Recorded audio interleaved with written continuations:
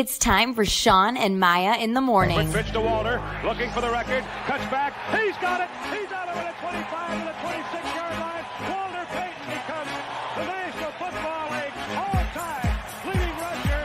Jordan, open, Chicago with the lead. The Chicago Bulls have won their 6th NBA championship. Chicago has won the Stanley Cup. Palmero over the head of Jenks. Uribe charges, throws, out!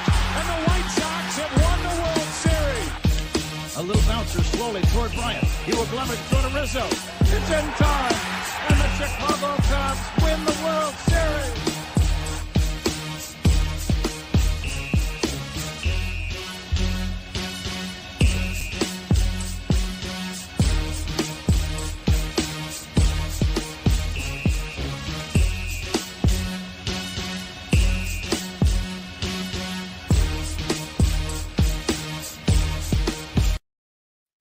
What up, what up, what up? Welcome to Shawn and Maya in the morning on this House Music Monday edition. Thanks for tuning in.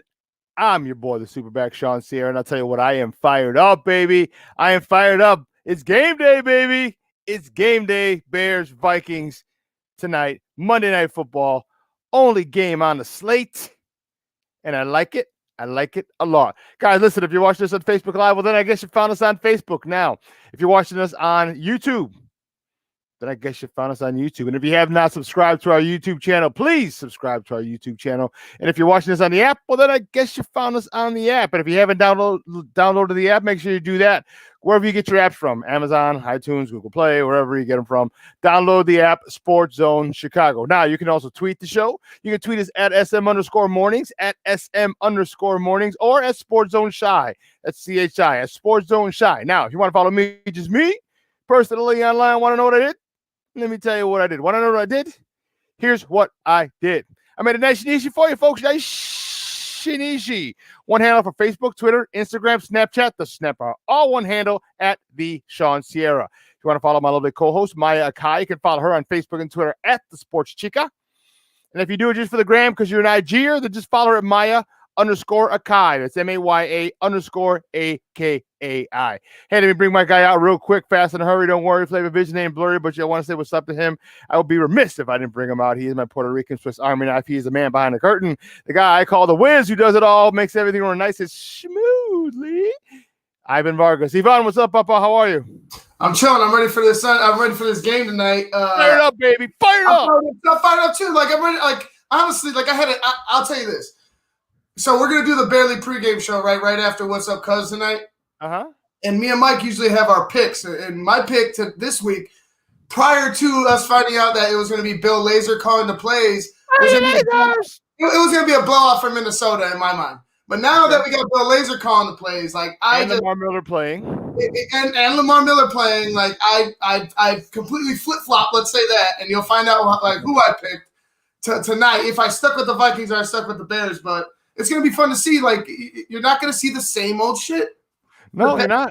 Past 2 years, you're not going to see the same old stuff. So I'm excited. I want to see how this offense opens up or doesn't open up. Because if it doesn't open up, then maybe we have more problems than we thought. You know, Bill Lazor's got a very tough task ahead of him because usually when you call offensive plays, you have an offensive line that you can kind of keep your whole playbook available to you. His offensive line sucks. And so now, the task for him is going to be able to call plays that doesn't rely so intently on the offensive line. And that sounds kind of stupid to say, but it's exactly unfortunately what Bill Lazor has to do. He needs to find plays that are quick hitters. Yep. Where the offensive line can't screw it up. Took the words right out of my mouth. Quick plays so the offensive line can't screw it up. Perfect.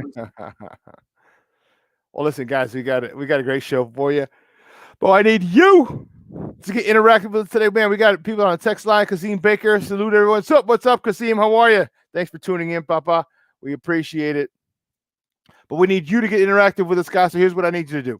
All right, if you like Kasim and you're watching us on our YouTube channel, thank you for watching us on our YouTube channel. Okay, or if you're watching us on Facebook Live or on the app, just leave a question or comment right there on the post. Okay, and my man Ivan, my Puerto Rican Swiss Army knife himself, will put it up on the screen because we want to get interactive. I want to hear your perspective. I want to hear your thoughts as we go through the show. We got a good show for you. We got a good show for you. Guys, you know how we do at 9 o'clock, my man. He's getting ready to come on in a moment from the Chicago Crusader, and that's Joe Phillips. He's a sports editor over there. He's going to sit with me for the first hour. Then at 10 o'clock, or just before 10 o'clock, Kenneth Davis is going to take the baton. He's going to join the party. He's going to sit with me from 10 to 11. And at 10 o'clock, we're going to welcome Lester Wilt Fong Jr. from Windy City Gridiron, a SB Nation site dedicated solely to Bears fans. So we're going to talk to Lester Wilt Fong at 10 o'clock. And then just before 11 o'clock, Jason Palmer comes in. He takes the baton from our guy, Kenneth Davis, and he sits with me for the last hour of the show. We're going to talk about his show tonight. What's up, cuz? It's a little abbreviated because of the schedule, because the Bears play tonight. I don't even really know what the hell our schedule is. So you guys are going to have to help me out. You guys help me. So we'll get it together. No big deal at all. So 9 to 10, our guy's ready. Oh yeah, he's got his Khalil Mack jersey ready, boy, ready. I like it. He's gonna come on in a second. He's 9 to 10 o'clock. Kenneth Davis goes from 10 to 11, but also we welcome our guest Lester Wilt Fong Jr. at 10. Got a little NBA talk. Today is the start of the trade season, so now trades can happen, and there's a lot of interesting trades. So we're going to talk about that later on with Jason Palmer. And man, there's good stuff going on. But you know what? It is Bear Day. So you know how we do the first segment of every show is called Top of the Morning to you, and these are the hot topics of the night before, just some sports in general. And boy, oh boy, do we have some doozies. The Top of the Morning segment is powered by the Chicago Crusader newspaper, and with that, we want to bring in their guy. He's their guy. He's our guy. He's your guy. He's number 52 in your programs, number 1 in your hearts. He is a sports director over there at the Chicago Crusader and is a good friend of the program. And coming back off a big birthday yesterday. Happy birthday. Let's bring him in. You can find him on Twitter at ACA Joe. Here he is, Joe Phillips. Joseph, what's up, Baba? Happy birthday. Thank you, guys. God bless. What's up, Papa? Let's go. Hey, now, baby, let's do it. Ready, baby. Ready. I see you're all fired up, boy. Got your little Mac jersey on. Hey, I'm still up from that last Monday night show we did, so I was like, I gotta come ready after the birthday. Mrs. made it happen. How was your birthday weekend? How was your birthday yesterday? Oh man, it was spectacular, man. Spectacular, not even good or great. Spectacular. Do tell. Oh man, where do you want to start? Steak dinner. I mean, my wife put together the greatest steak dinner ever made in mankind. Okay, in my opinion, mankind. Okay, I mean, we had steak, shrimp, rice. We had fettuccine Alfredo, grilled shrimp. My son and I was eating like kings yesterday because of my wife. Man, she is number 1, king of the hill. Got to give it to her. She's amazing. And she put everything together. And then my family celebrated me on Zoom on Saturday. And then her family celebrated me on Zoom on Sunday, which is my official birthday. So, man, I've been partying all week from home. So the socially distanced birthday celebration. Yes. And my wife is so beautiful, man. She made it happen, man. I woke up this morning, it looked like we had a party in the house for real. And then I looked around, everything was just clean, just like that. It's like, man, this is just a dream come true to have a beautiful woman, a beautiful son, and a beautiful family. And hang out with you beautiful people on this beautiful day. Oh, here's where we're going to cue up Marilyn Manson. I've been the beautiful people. The beautiful people. The beautiful people. I don't know if you know anything about Marilyn Manson, but that's yeah, this dude's pretty scary. I don't mess with him. He's got a song called The Beautiful People. Yeah, I want to terrify everybody in this morning. You know what I mean? Yeah, I had to bring my Bible out dealing with Marilyn. Day Monday. I don't want to scare the shit out of everybody before we start the show. Ivan. Hey, Ivan, how I'm looking right now, man? I'm okay. I'm okay. Clean, Joseph. Clean. Okay. Like, 52 is so like you're so big, like you're beaming right now. The 52 is just like beaming. It's like some Super Saiyan. Like you're entertained right now. Like you put it on that drill. Like you're just here. You're right now. Boom. 52. Hopefully this will get us a Bears win tonight. Hopefully. I hope so. They need that going into the bye. They definitely need that going into the bye, boy, because they can't go with They can't go into the bye on a 4-game losing streak. That would be not very good. Not very good. So, well, let's get right to it, Bubba. Let's get right to it. The top of the morning. First top of the morning topic. You know what it is. Don't even act like you ain't know. Don't act like you don't even know. The Bears host the Minnesota Vikings tonight on Monday Night Football in a huge game for both teams. But I don't give a damn about the Vikings. I give a damn about my Chicago Bears. Bears, as I just said, cannot go into the bye on a 4-game losing streak. They must try and stay as close to the Green Bay Packers, who won again yesterday. Those sons of biscuits. And you know what? Quite a few new things are happening. Bill Lazor, fire the lasers. Bill Lazor is going to be the play caller. Thank goodness Lamar Miller is going to finally be activated. He was a Pro Bowler a couple of seasons ago. So you know I was telling Ivan here's the thing. Bill Lazor's got to do one hell of a job, okay? Because he has an offensive line that sucks, and he's going to have to call plays that are successful with a crappy offensive line. That's right. And this is reminiscent of the 85 Bears season. Remember when Jim McMahon came into the game and took over during that Minnesota game, and you know, Ditka was steady like, you know what, I got to give it up. I got to put him in there because, you know, we don't want to waste opportunities to win. And I'm going to compare and contrast this to that a little bit because you're playing against the same team, Minnesota, and our offense really need a boost right now. And finally, Matt Nagy has heard the cries of the crowd. He's heard the cries of the fans. The angry mob. That's right. Of the sports writers. It's time to give up the play calling. And what better time to do it than against the Minnesota Vikings, who's currently on a rise, and their running game is superb at the moment. Yeah, so it's going to be interesting. You know, Dalvin Cook is their guy. However, the next top of the morning topic, man, this one's huge. This one is huge. Okay. The Minnesota Vikings offensive lineman Drew Samia tested positive for COVID-19. And you're saying, okay, well, what does that have to do with anything? Well, I'm glad you asked. Well, they have to contact trace and go back and see who else was exposed. And if you know anything about football, offensive linemen stay with their group during practice, during meetings, predominantly every time they're at the facility.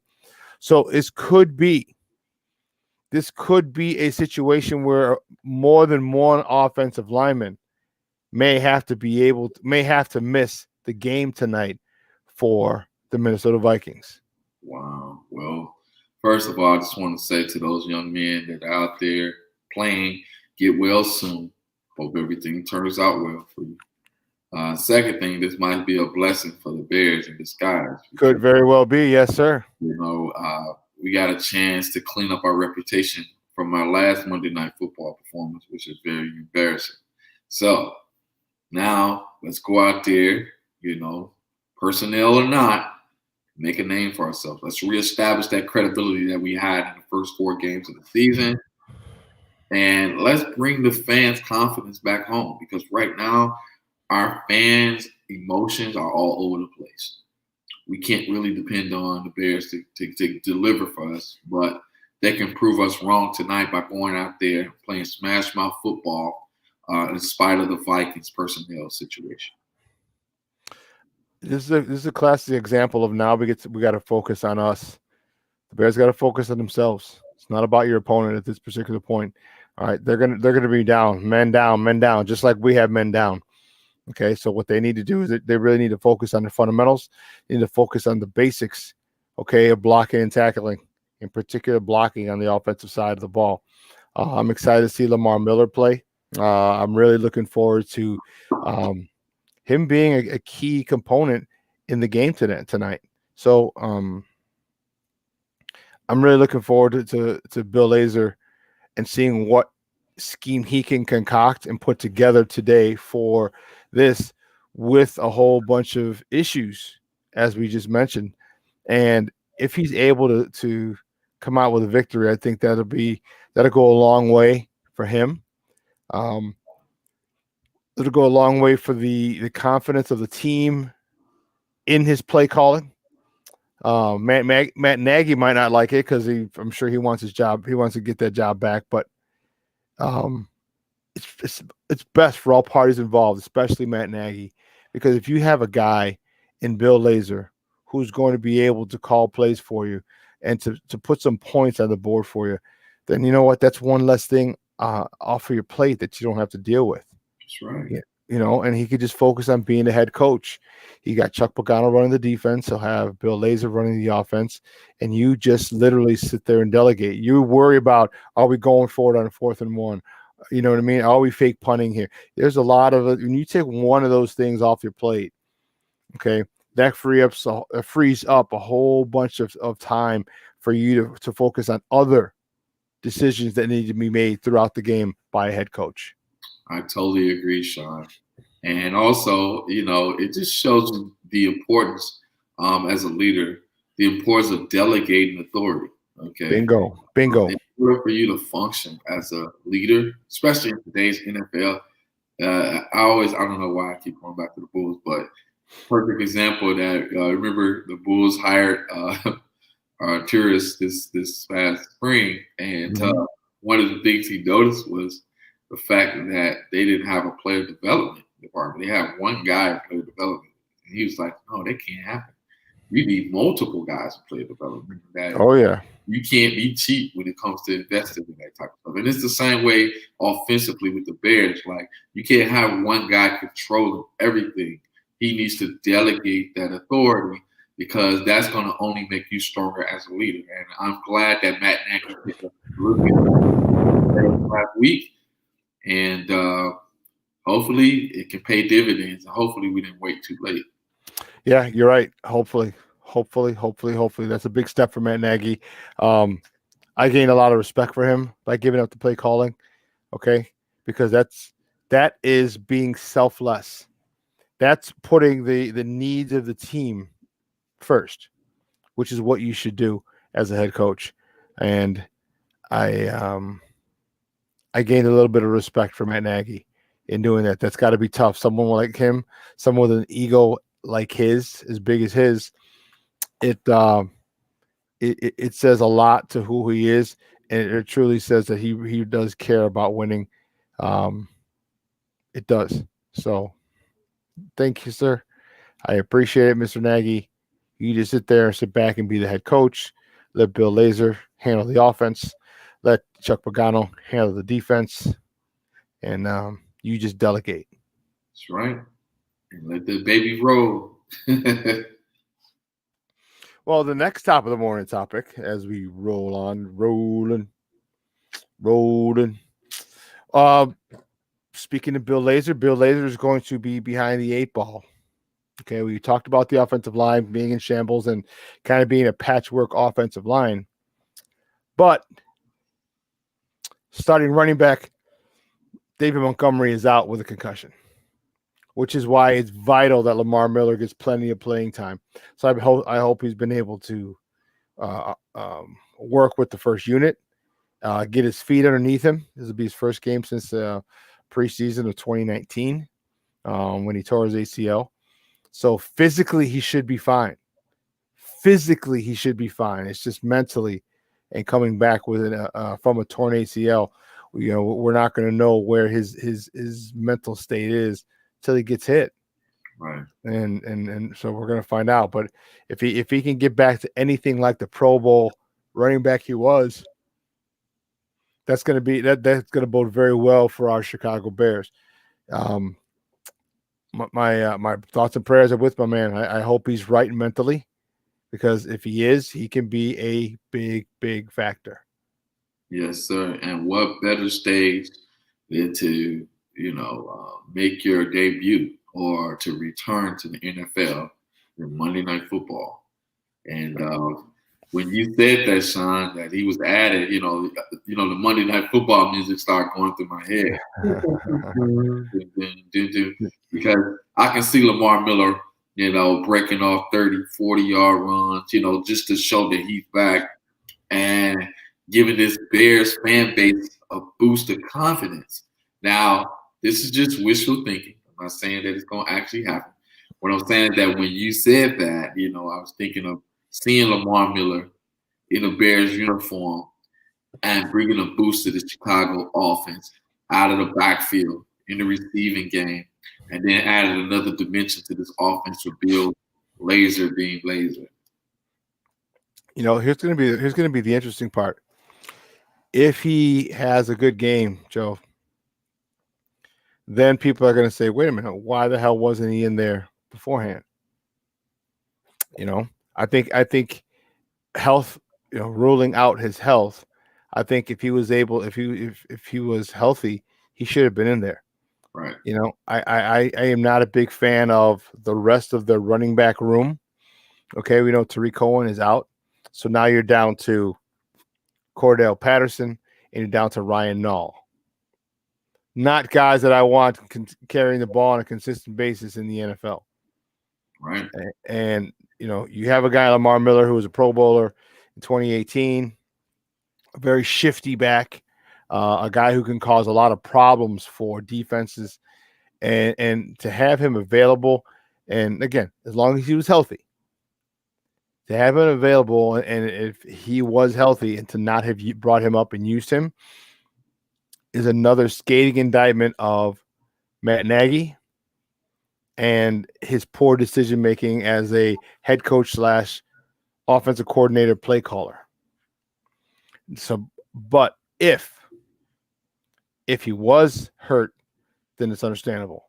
But unfortunately, we'll never know. Well, all I can say is this: as of today, Matt Nagy, I almost call him Matt Laggy. Matt Nagy has a lot less pressure on him than he did last week coming into this game, for the simple fact that he delegated those offensive powers to Bill Lazor. So he's no longer going to have a spotlight on him as far as just who's making the calls, unless he's still trying to micromanage it from the sideline. He may say one thing on video, and then behind the scenes, he's still controlling it. So you want to be careful with that too. But at the end of the day, Lamar Miller, I hope he can give us that boost that we need tonight. Like I said, what better stage than to return to the NFL than on Monday Night Football, because he has a chance to steal the headlines from the actual rivalry of the game, because the Bears haven't had a 1,000-yard back in a long time, and we're actually adding a 1,000-yard back to our backfield today. So that's a good thing. And I'm not saying that he can do it this year. I'm just saying that he has a history of rushing for 1,000 yards more than once in this NFL. His career, yeah, you're right. So, one of the other things that I also was thinking about in the top of the morning segment is this tight end room. Okay, there's a lot of talent there with Jimmy Graham, with Cole Kmet, and with the it just evaded me, the third tight end. And I hope that Bill Lazor uses the tight ends. I really, really hope he uses them. I think they can be a great weapon for Nick Foles. I think they can be dangerous against some defenses, and certain defenses, especially if they're covered. They're covered by linebackers. I think we have an advantage. So I hope Bill Lazor really gets creative. I hope he really uses uses the tries to maximize the ability, the talent level of his players, in particularly the tight end spot. That's a huge spot. Keep the chains moving on first down, score in the red zone, things of that nature. And to do that, it kind of throws a whole monkey wrench in your program if you're a defense, because you have nobody to match up against Jimmy Graham. You don't. You don't have anybody to match up against Cole Kmet. These guys are 6'5", Jimmy Graham 6'7", Cole Kmet 6'5", 6'6". That's a tough matchup, and so he's got to isolate those when we get in the red zone. And again, sometimes football is just I'm bigger, stronger, and faster than you. Watch. Sometimes that's just all it is. Right. I was watching that Green Bay game yesterday. That's all he did. He just bullied Jacksonville's corners. You know, like they were taller, they were faster, and they jumped higher. You know, like that's what we need from this tight end position. Yeah. We can do a few rollouts just to get them rolling. We come out with a good drive, score a touchdown, send a message immediately. That is going to help restore confidence back in the Bears fan base. But if they come out with the same old play calling play calls with guys running 5 yards in the backfield, and then you're doing all these trick plays trying to be cute, fans don't have patience for that type of stuff anymore. We want to see progress. We got the talent. We have the resources. Let's make it happen. Even if you got to go into max protection and just line up two guys on the outside to protect the quarterback, give us something, okay? Don't go out there and do the same thing we've been doing every week like we don't know what to do. Listen, we got to take a quick break. And on the other side of the break, we have more top of the morning topics, so don't go anywhere, folks. Keep it locked right here. Shawn and Maya in the morning on SportsZone Chicago.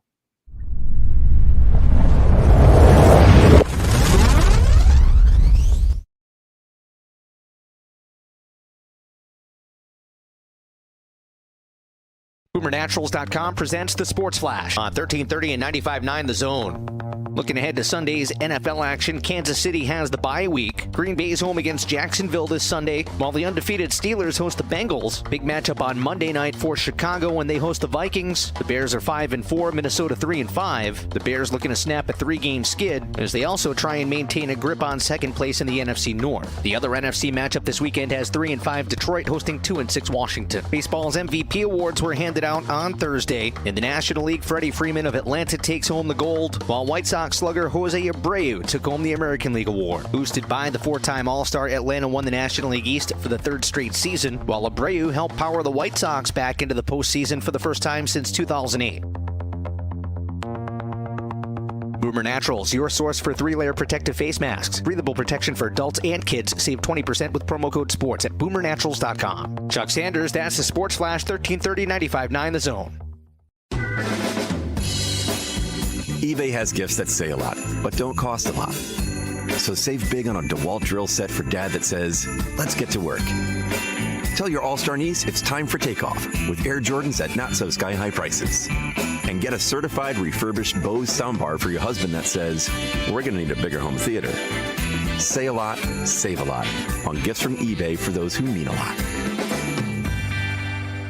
Sale alert at Banana Republic Factory. Take up to 75% off everything, plus an extra 40% off. Save on comfy faves like cozy sweaters, soft hoodies, and more. Find your nearest store or shop online only at Banana Republic Factory. The Friends and Family events begun at Gap Factory and GapFactory.com. Get 50% off everything right now. Plus, shop new doorbusters, including our Gap logo crewneck sweatshirt from $20. Find it all at Gap Factory or GapFactory.com through November 12th.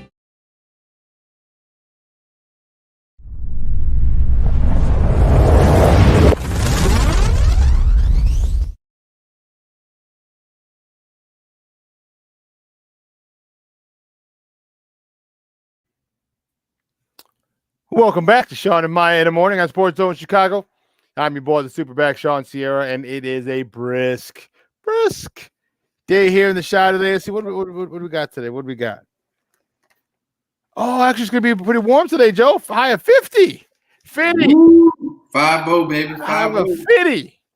5-0. Oh, snap. That's a nice day there. Oh yeah, my son and I probably go play a little football today. Probably throw the football around a little bit. Yeah, just run a few routes for the game start. So what you're telling me is that you're building A wide receiver or a tight end? Is that which one you building? Which one you grooming?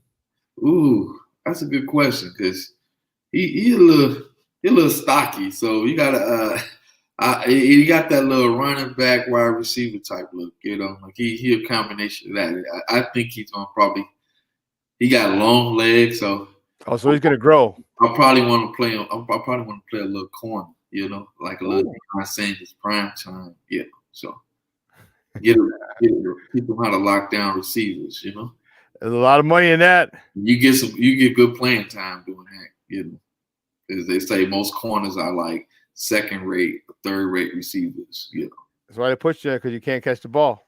That's right, but he wants to be a corner that catches it. He has speed too. He sprints very well. So, hey, if he can learn how to anticipate, read plays, and jump the routes like his daddy used to do in the playgrounds and stuff. I have to do my little high step in prime time Deion Sanders dance because you wasn't catching it. If he can start picking it up on the playgrounds, man, maybe he can start looking into some organizations in the community with the Little League football team. Okay. Well, listen, the next top of the morning topic. Did you see that game yesterday? The Buffalo Bills, and I won't choke like the Buffalo Bills. And the Arizona Cardinals game last night. Man, if you didn't see that game last night, the Buffalo Bills were able to, they scored with 34 seconds left. Josh Allen, big, strong, nice young quarterback out of Wyoming, scores with 34 seconds left, puts them up. And you're just like, oh, well, Arizona's going to lose at home. But Kyler Murray says, not so fast, my friends, and decides to do this.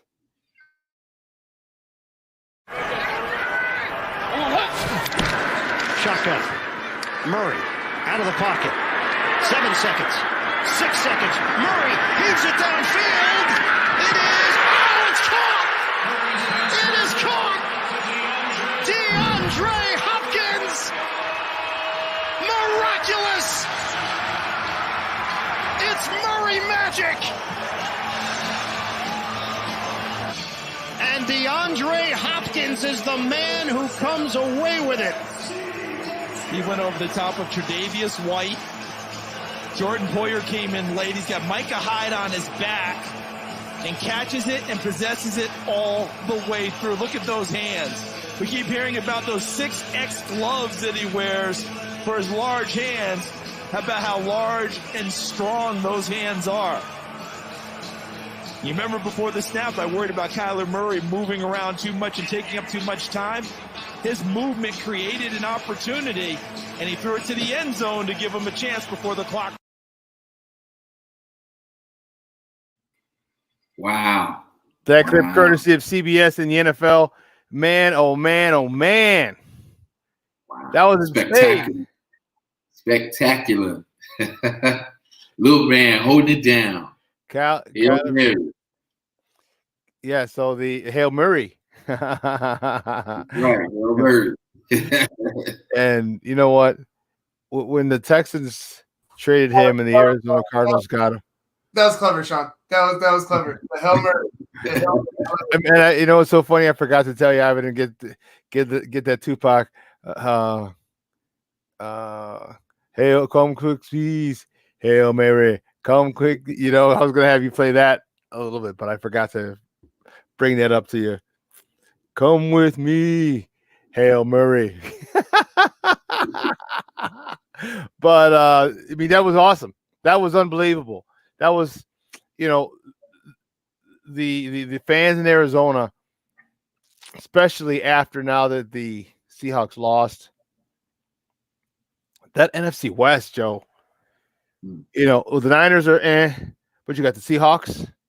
You have the Arizona Cardinals now, who are the Arizona Cardinal team is a very, very, very exciting team.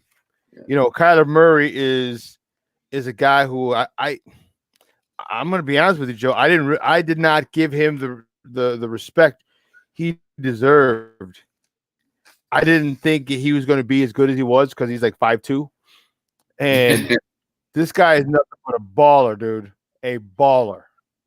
Yes, sir. Yes, sir. And you got to give it to him. You got two black quarterbacks dominating, the NFC West right now. Russell Wilson, Kyler Murray. One, and Russell Wilson, who's already established.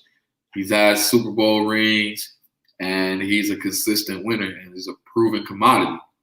Then you have little Kyler Murray, who's on a rise, who ain't trying to hit at. Like he's like, hey, I haven't won anything. So therefore, I need to prove myself on a daily basis, on a weekly basis, and prove to the NFL that I'm worthy of that draft pick and I'm worthy of all the money that's given to me. Look at the teams in the West: Arizona Cardinals, LA Rams, and the Seattle Seahawks are all 6-3. Wow, that's a tough conference right there. That's a tough conference right there. With the playoff expanding, also that's going to be trouble for a lot of teams. Yeah, it is. It is, and it's going to be interesting. It's going to be really, really interesting. You know what? There's another young quarterback, and you know what? I love it. I love the young influx of great quarterbacks. Okay. I'm sorry I didn't give you much info on this one, so we're just going to kind of wing it. But is it David Tua?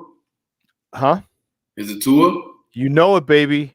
Oh yeah, I want to hear about this. Tua Tagovailoa, 167 yards. All right, he outdueled Oregon cornerback who Justin Herbert, who plays for the Chargers. Tua is 3-0 now as a starter. If you remember, Ryan Fitzmagic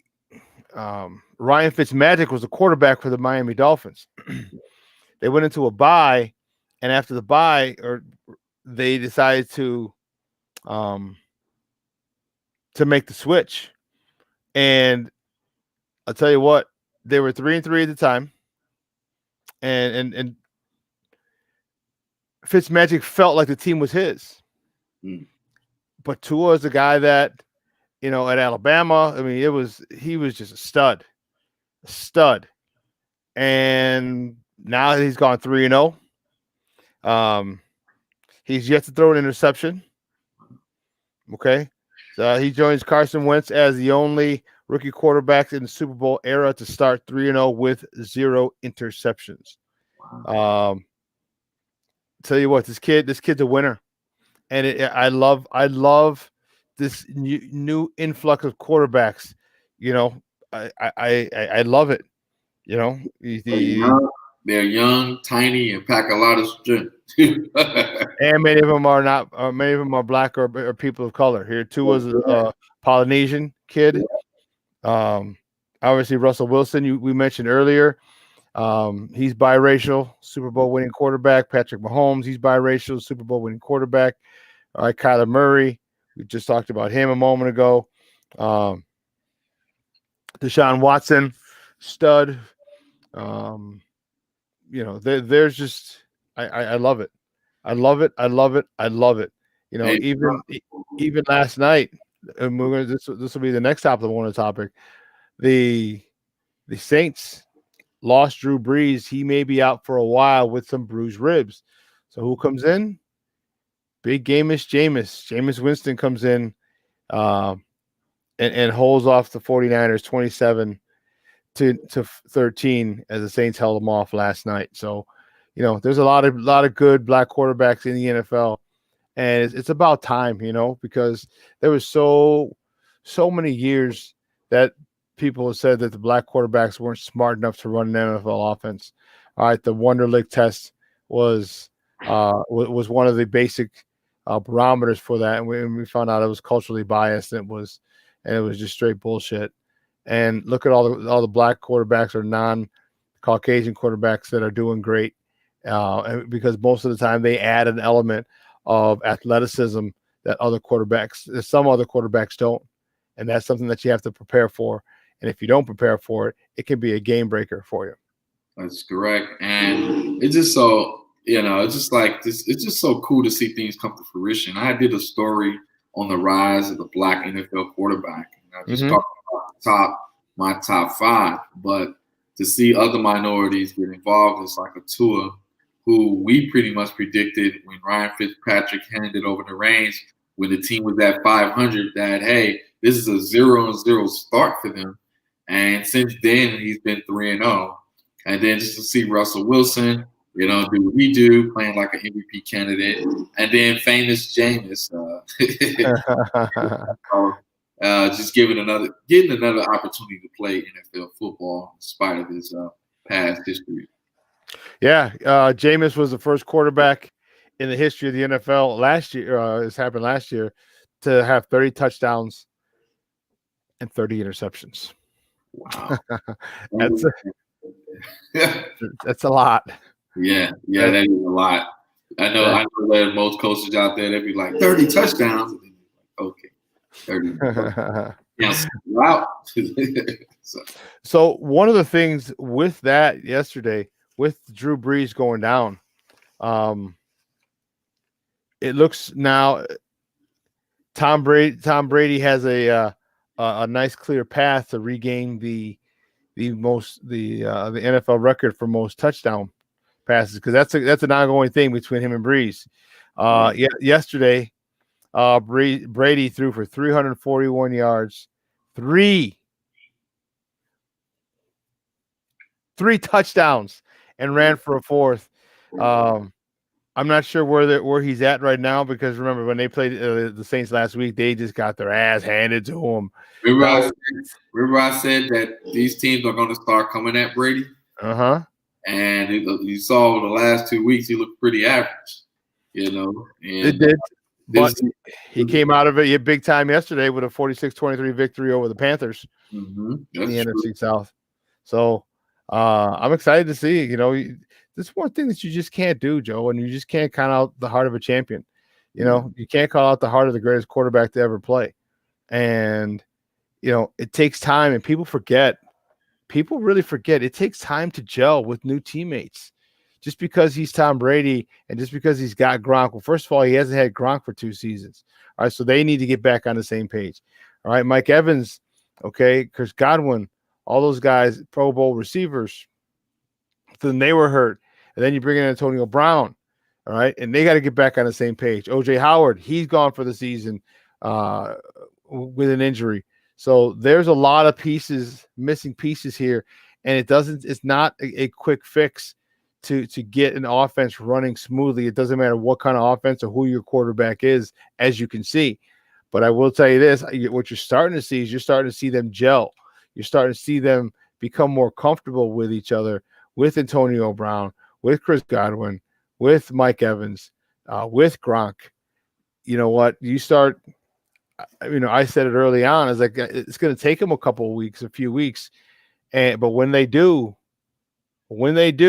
watch out for Tampa, because Tom Brady's not going to make a lot of the same mistakes that these rookie or young quarterbacks make. And as the season goes on and games become more and more important, Tom steps up. Tom understands that certain games, as late in the season, carry a lot more gravitas, a lot more weight, and that's when you see the true Tom Brady show up and show out. Well, there's a thing that we were talking about yesterday on the Basement Monsters podcast, because Luke's my co-host Luke, he's a Bucs fan. So we're talking about it, and he's been talking about it for weeks. It's like, if they can't establish the run, Tom's going to get killed. And finally, yesterday, they kind of broke through with it. It was a big game for Ronald Jones. He had 192 yards, a 98-yard run, and they stuck with it. The week before, just to put an emphasis on why the run was so important for them, they had 5 rushes, and one of those was a kneel down. 5 rushes for like 8 yards or something like that, something ridiculous. That doesn't win football games. That's why they got blown out by the Saints, because they tried to get into a track meet with a team that they weren't really equipped to be in a track meet with as of right then and there. Yep. So what they did was they strayed away from the run and they got blown out. They went back to the run and they stuck with the run and established the run and sustained it. And they ended up coming on top victorious in a divisional game that I thought was going to be close. but it ended up being a blowout. Yep. Crazy idea what happens when you run the ball. Crazy, Joseph. Crazy. Yeah. Got to run that ball or you'll be a one-dimensional team. You don't want that. No, definitely not. And that's, that's the issue with the Bears. That's the issue right now with the Bears. In our division, okay, Packers yesterday held on to beat the Jacksonville Jaguars 24-20, allowed them the Green Bay Packers to stay atop the NFC North. And goodness gracious, I'll tell you what, it's so frustrating with those guys. They would have been 6-3 had they been able snatch defeat from the jaws of victory. But Aaron Rodgers is the son of a gun, boy. 325 yards, 2 touchdowns. You talk about some teams having all the luck, and you go and you look, Indianapolis Colts go from Peyton Manning to, no pun intended, Andrew Luck. And the Green Bay Packers go from Brett Favre to Aaron Rodgers. You go from one Hall of Fame quarterback directly to the next. Yeah. While we're over here struggling trying to find a guy to start for us on a consistent basis. Yes, it's very unfortunate for our franchise to have to watch 2 decades of this almost pretty much with Aaron Rodgers. I know Brett Favre dominated us, but it seemed like Aaron Rodgers had a longer range or a longer reign when it comes to, putting his footprint or his foot on the Bears' neck. Now, one thing I noticed about Aaron Rodgers in yesterday's game and all the other games that he played, nothing phases him. Nothing phases him. I mean, he can get hit 2 or 3 times and he's still smiling in the backfield, patting guys on the head. And his mentality is, once you let your guards down, I'm going to take you out, period. And that's what he did to Jacksonville yesterday. Once Jacksonville was doing pretty well against them. And then once they started letting their guards down, you saw Aaron Rodgers pump fake 2 or 3 times and then actually ran it in his zone. So that's another weapon of his that he hasn't used in so many years. But it's just a credit to his success to show you how good he is, where he doesn't even have to scramble anymore. You see what I mean? Mm-hmm. He can scramble, So shout out to those puckers, as they call them, Packers, And I don't think they're going to let go of this division lead, especially, after us falling 2 games behind them. Yeah, on a side note, the Packers left tackle David Bakhtiari agreed to a 4-year, $105.5 million extension with a $30 million signing bonus. His average annual salary is a record, eclipsing the deal signed by the Houston Texans, Laramie Tunsil. And remember, the Bears could have got Laramie Tunsil.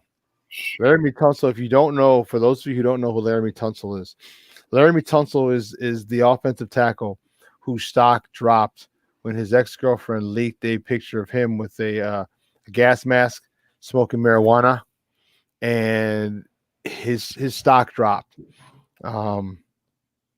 big time, and if that was me, I'm telling you, I got some cousins.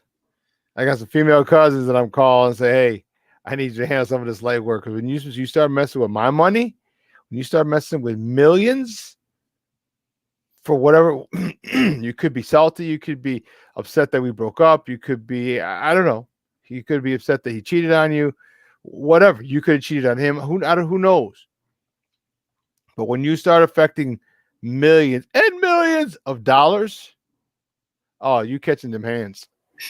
You catch them hands, and I can't put my hands on a woman, but I'll call my cousins, be like, hey, she leaked this to the media. It went out there. My stock dropped, and I lost X amount of millions of dollars.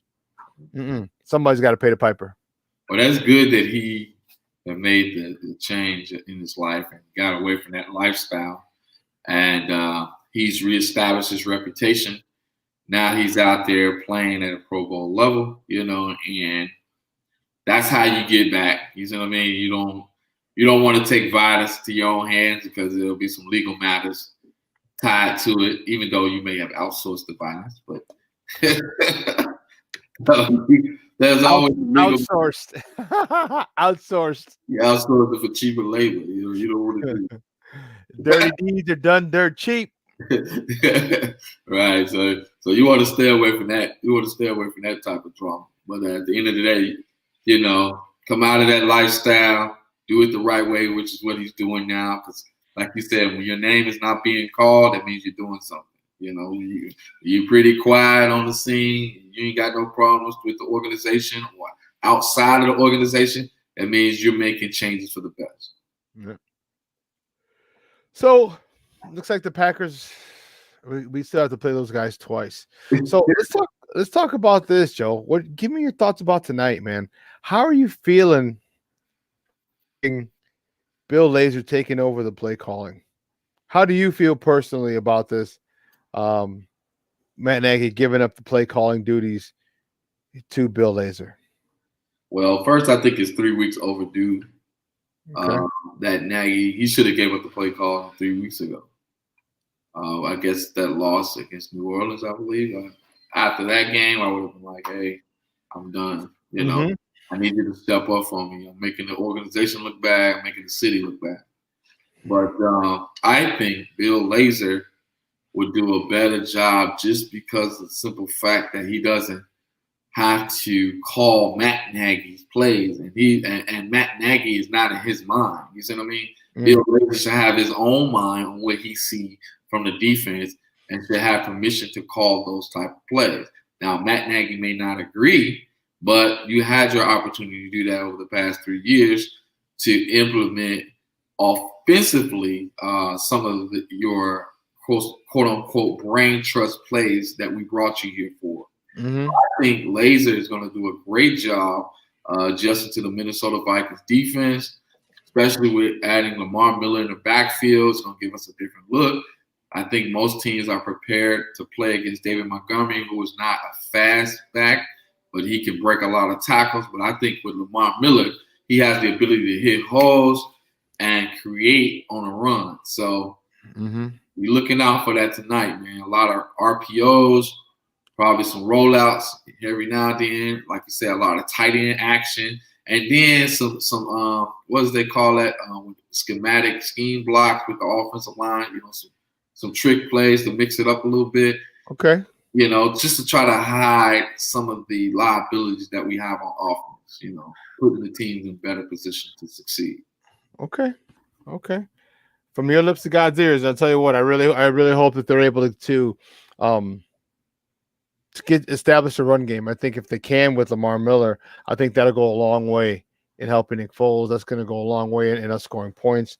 But we got to be able to do that. And again, this is the Achilles heel of Ryan Pace. Like, yeah, so we got Lamar Miller, thank goodness. What if he goes down? Right. Are we stuck with Cordell Patterson? Are we stuck with Ryan Nall? Like, this should have been addressed in the offseason, and it wasn't. And now it's come back to rear its ugly head. Is Eric Kush playing tonight? Hey, on that good Kush and alcohol. Yeah. I got some down people I can call. I don't smoke marijuana. I just like the songs. Okay. This, by the way, just so you know, a disclaimer. For y'all to know, I never smoked. I never drank my whole life. Never. You never drank? See, I don't know if I could trust a guy who never drank. I never smoked or drank. I'm the type of guy that I'll go watch sports at the sports bar, and they'll get mad at me, and they say, "Why are you ordering a lemonade? Why are you ordering a ginger ale? Why are you ordering a virgin daiquiri?" I just never put that in my body. I never had the desire to do it. Me too. I was being sarcastic. It was like, me too. Hashtag me too. So, yeah, I never did it, man. I never did. I never had the desire to do it as an athlete. I just never did it. All right, you got my side eye. If you don't trust a man who doesn't drink. Yeah. No, my problem was women. That was worse than drinking. Drinking and smoking. That was my vice. No, hey, no said. I feel you. I feel you. I had to get delivered, man. I had to get delivered. I'm a married man now with a son. Now you understand. Those days are behind you, huh? Okay. Yes, sir. I don't want to look back. I hear you, Papa. I hear you. Hey, Joe, thanks a lot, Papa. We will see you on Wednesday. Man, this is where you watching the game tonight? Yeah, I'll be here at the house watching the game, and I'll be writing a story about the game. And can I send one shout out to someone who accomplished a deed yesterday? Yeah, of course. Go ahead. Okay, cool. Okay, yeah, and that is to Black British race car driver F1 series, and that's Lewis Hamilton, who won the Turkish Grand Prix yesterday. And I did a story on him for the Crusaders, so that'll be out this week. A nice feature story, him pulling off that accomplishment. Hey, good stuff, man. Good stuff. Good. All right, brother. Y'all hold it down. God bless y'all, man. All right, Joseph. We will see you again. A happy belated birthday again for you. I'm glad you had a good night. Glad surf and turf and steak, and you got to spend it with the family. So good stuff. All right, cheers. What's up, Ivan? I said later, Justin. Okay. All right, guys, we're going to take a quick break, and on the other side of the break, we're going to have our guy, Lester Will Fong Jr. from Windy City Gridiron coming up next. And it's been a minute since we talked to him, so I'm fired up to talk to him. I am looking forward to it, so don't go anywhere. Keep it locked right here. Shawn and Maya in the morning on SportsZone Chicago.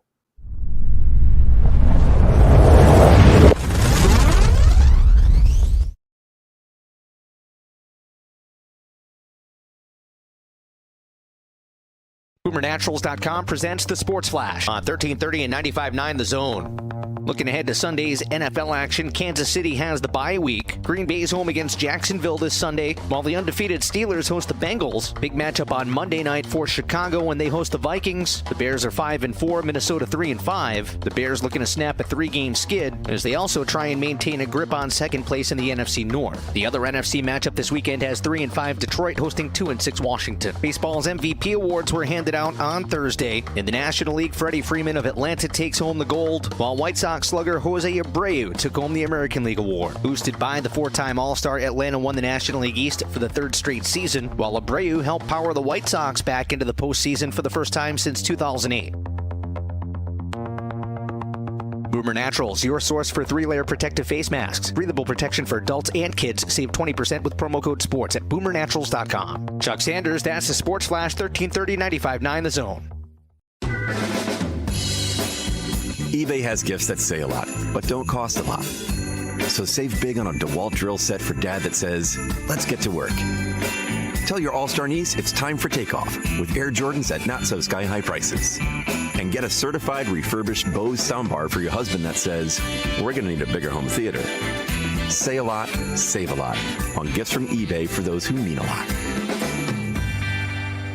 Sale alert at Banana Republic Factory. Take up to 75% off everything, plus an extra 40% off. Save on comfy faves like cozy sweaters, soft hoodies, and more. Find your nearest store or shop online only at Banana Republic Factory. The Friends and Family events begun at Gap Factory and GapFactory.com. Get 50% off everything right now. Plus, shop new doorbusters, including our Gap logo crew neck sweatshirt from $20. Find it all at Gap Factory or GapFactory.com through November 12th.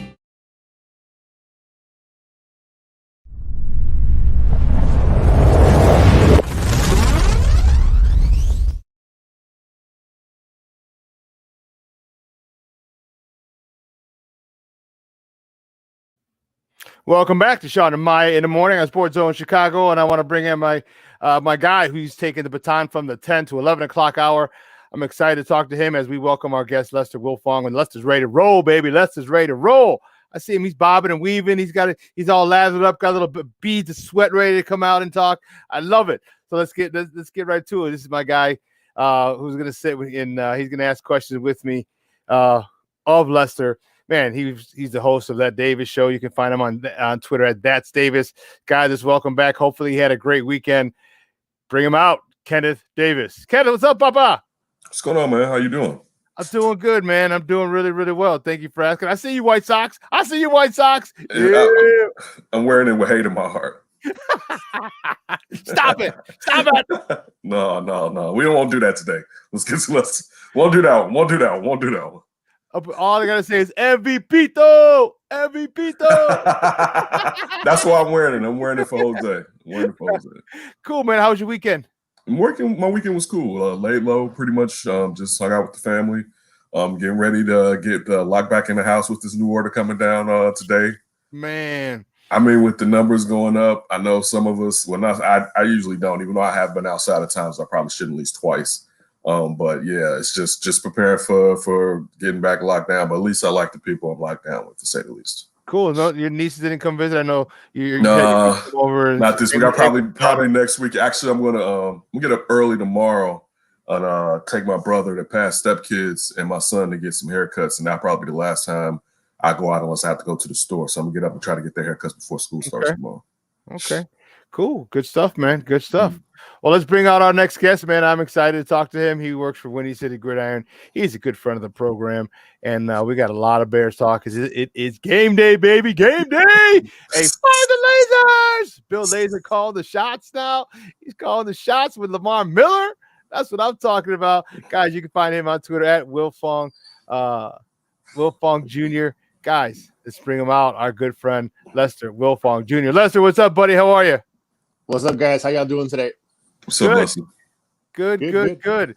Man, game day. I'm fired up. You see, I got my salute to service shirt on. I'm ready to roll, baby. I'm ready to roll. We got a new play caller. Fire the lasers. And,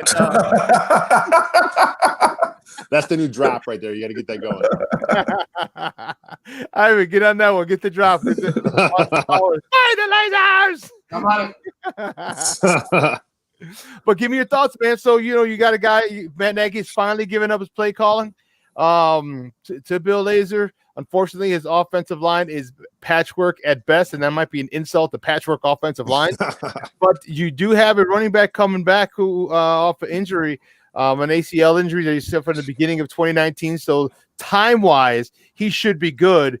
Mentally is where we got to work on. What are your thoughts? How do you think this offense is going to flow tonight with Bill Lazor calling the plays? I think you mentioned the key is that offensive line. I mean, if the offensive line is as bad as it's been the last few weeks, I mean, they're missing their starting center, they're missing their starting right tackle, starting left guard, they're missing their backup left guard, they're missing their backup center, they're missing their backup right tackle. So like these guys have been like having guys there that have no business playing at the NFL level. Like Rashad Coward. I mean, I know he's been trying his best. This has got to be the worst offensive lineman I've seen the Bears start in my entire life. He's been brutal at guard and at tackle. So the fact that he keeps going out there, I think this may be finally the week he's not there because Jason Spriggs should be back. And then I hope they just let him not go back to guard because the offensive line is they're making no holes in the run game.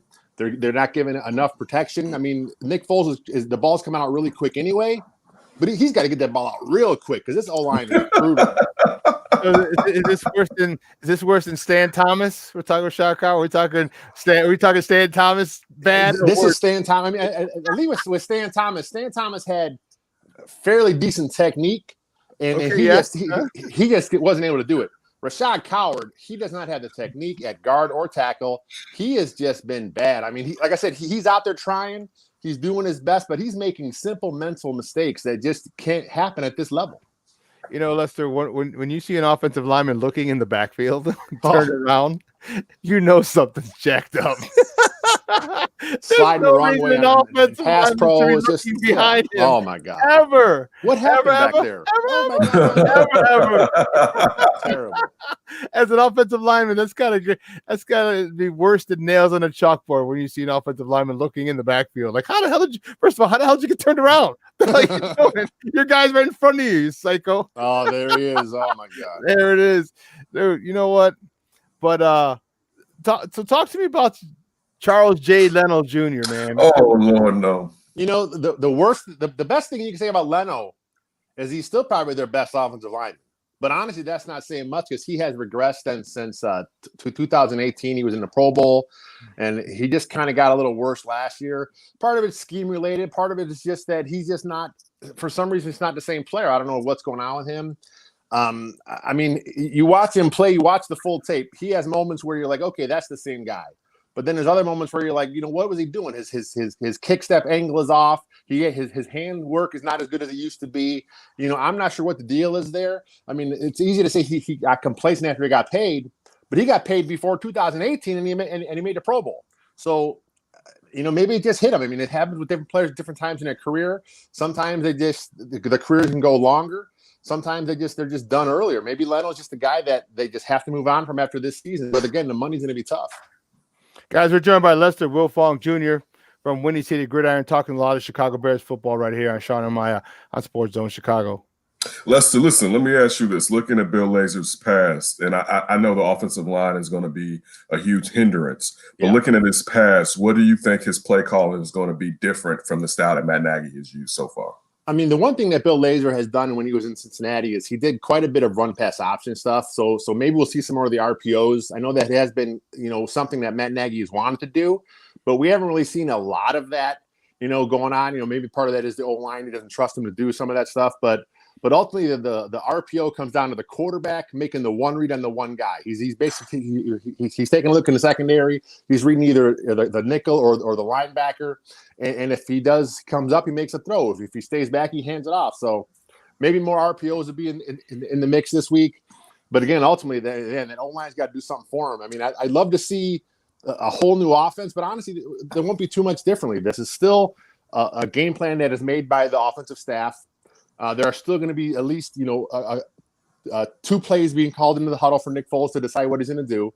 So it may be Bill Lazor's actual voice, the one making the call, but this game plan will still have Matt Nagy's imprint all over it. And look, what do you think about, I mean, I hate to keep saying this, but it's the truth. Nagy, when it comes to his ego, when he said that, this basically in a way is temporary. Like, I guess if it has success, maybe he'll continue to do it, but he kind of implied that this is just an experiment and he wants his toy back. Honestly, I was shocked he gave it up. I figured that he would not give it up until he proves that he was a successful NFL play caller. I mean, I figured at some point he would give it up. A lot of the coaches in the NFL have done that. We've seen it with Reed. He's done it in KC. We've seen it with Peterson at times. So I was shocked he did it when he did it. But at this point, 3 losses, this team needs a spark. He probably felt this was the best way to do it.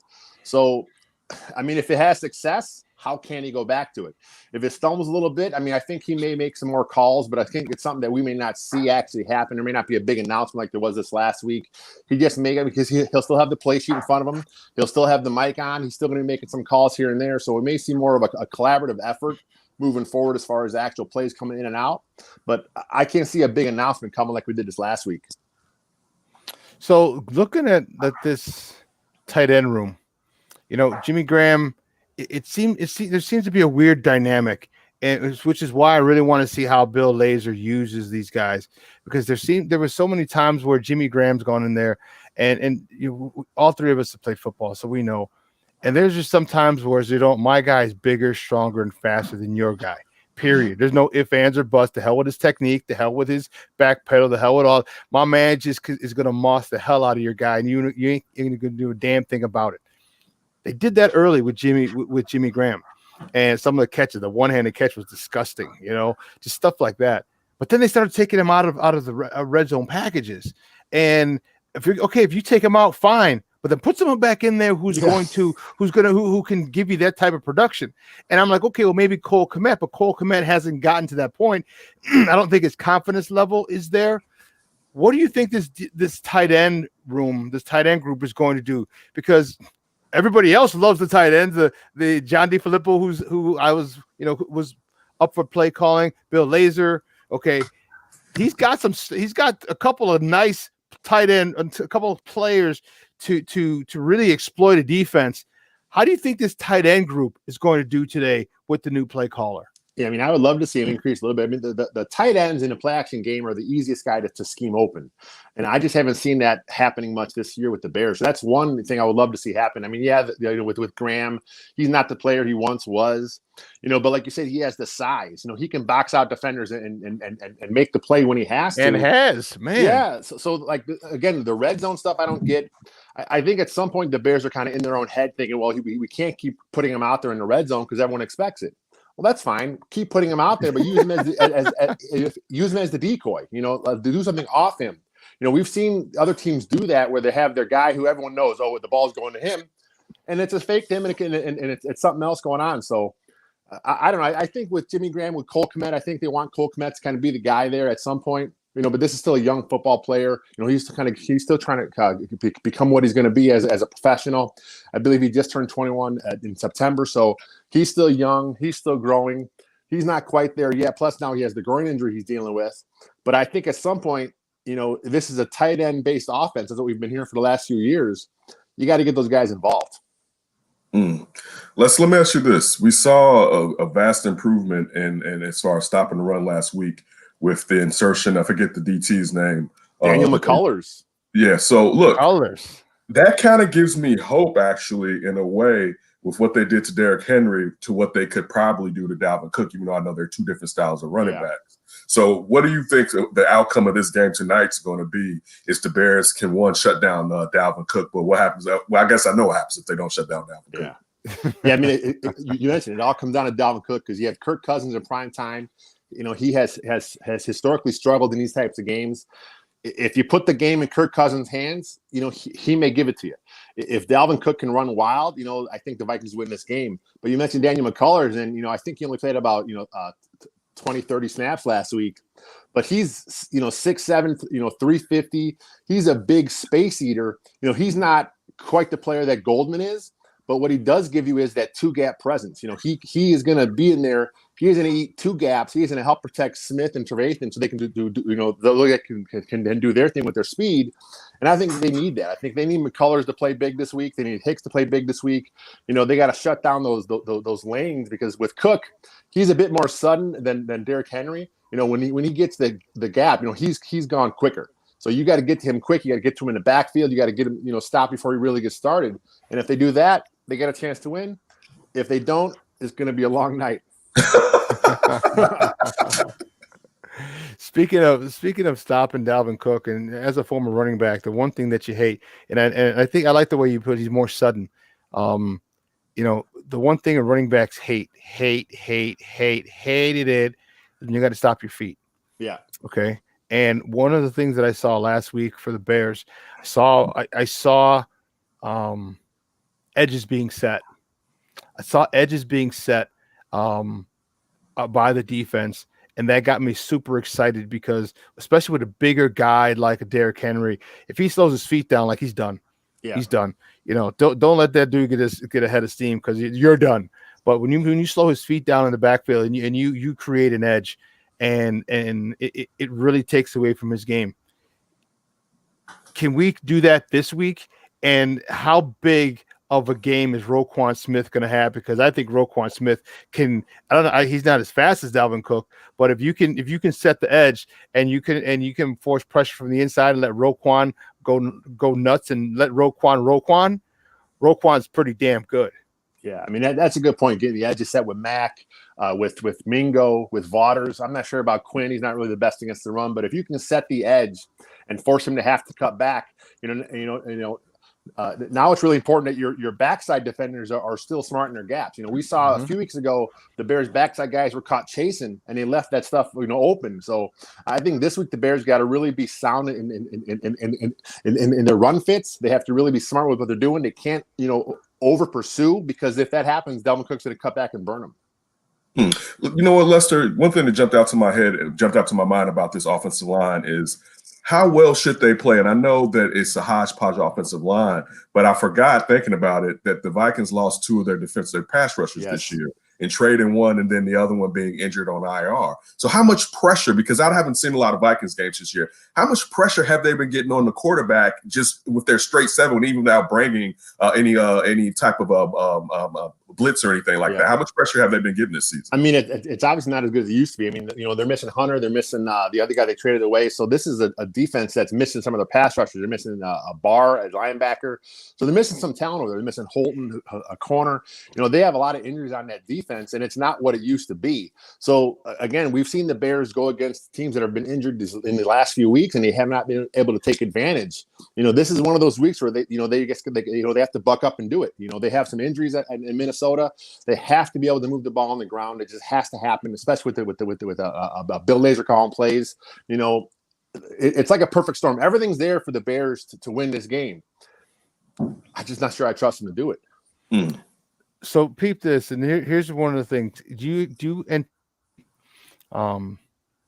Chuck Pagano getting a little more aggressive, and the reason I ask that is that their offensive lineman, the Vikings offensive lineman, that is Drew Samia, he just tested positive for COVID-19. So obviously you're going to have to backtrace.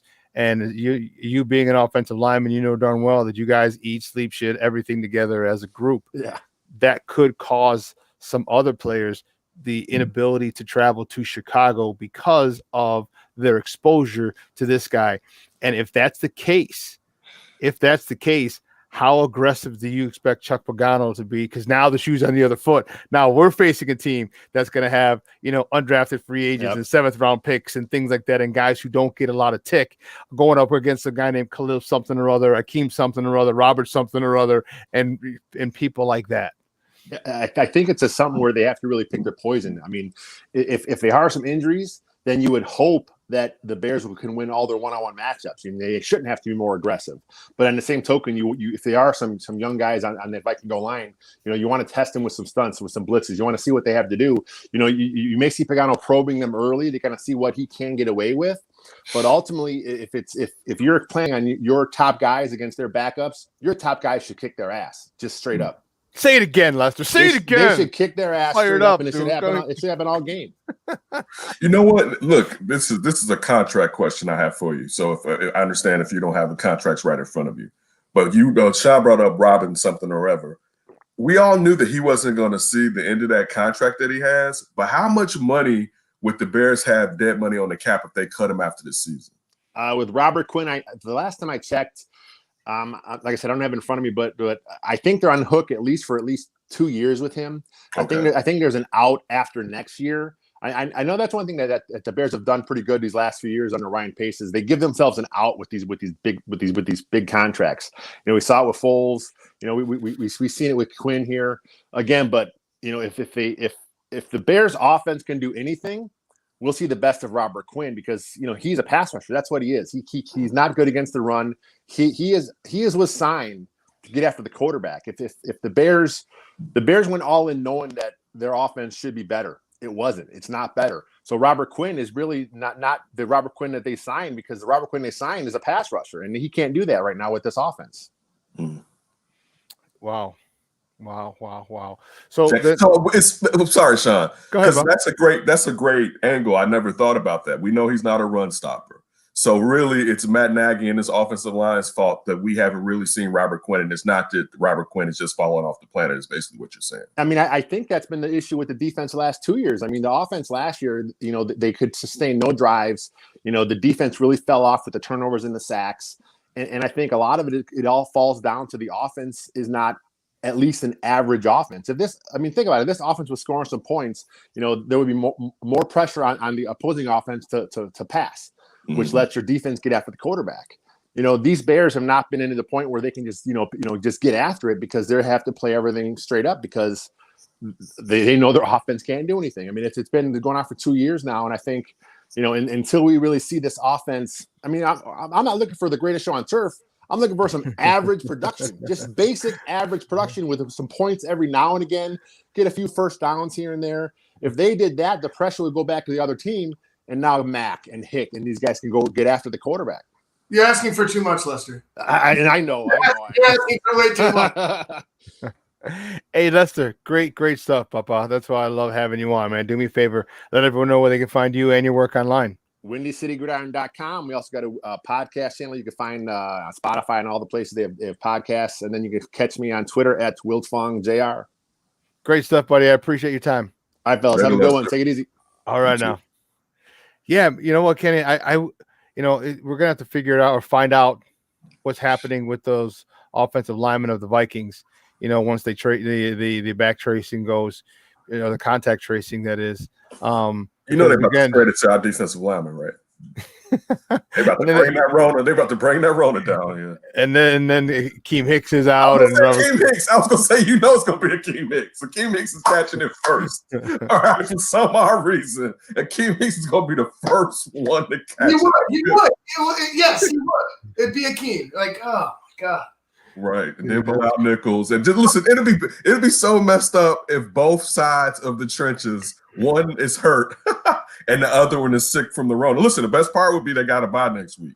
It was nothing sweeter yesterday than not having to watch the Bears, turning on some Red Zone. All right, and just letting the football wash over me. All right, watching watching the Kyler Murray live to Hopkins, seeing Allen to Diggs right before that, and just seeing like premium offensive play out there. Oh my goodness, man. It felt good not to have to sit there and be angry and tense. My team's not scoring any points. Like, oh man, I needed that. That was like a football holiday yesterday. That was you know what I'm waiting? I'm surprised. I'm waiting for Jumpman to start coming out with memes, because that's what DeAndre Hopkins wears.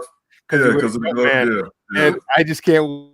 Nike and Jumpman they're spinning their wheels like, all right, how do we market this, dude? How do we market this? They're gonna play that song, the Drake song with Future. You're gonna probably hear that in one of the clips, Jumpman, because you actually have him jumping up to get the ball. But listen, to see that and like watching it live, it was like, wait, did he catch that? Because you didn't see the ball bounce any place. So you're like, what, did he? And then when you see his teammate do, I was like, oh my goodness, he caught that in Belleville. Listen, that play, I'm gonna tell you, it's funny. I always like that play GM, right? But there are times where there's a clear mistake.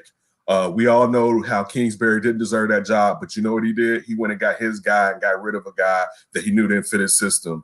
And I was like, man, I think Kyler Murray may be a stud, but I would never draft his little ass, right? Right. He is one of the funnest football players to watch.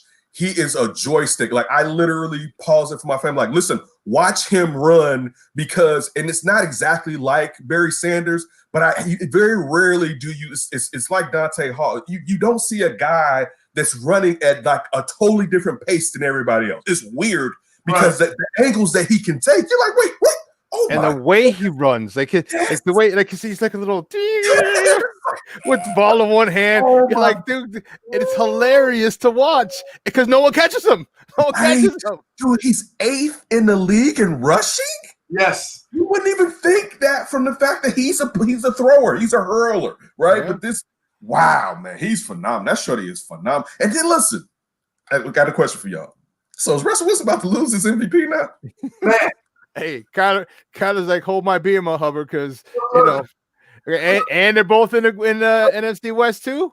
It's gonna come down to, was it next week that they're going? Is it Thursday they're going head to head? It's Thursday. Yeah, they're going head to head. Russ is like, oh damn, we got like a little record contest, like for real.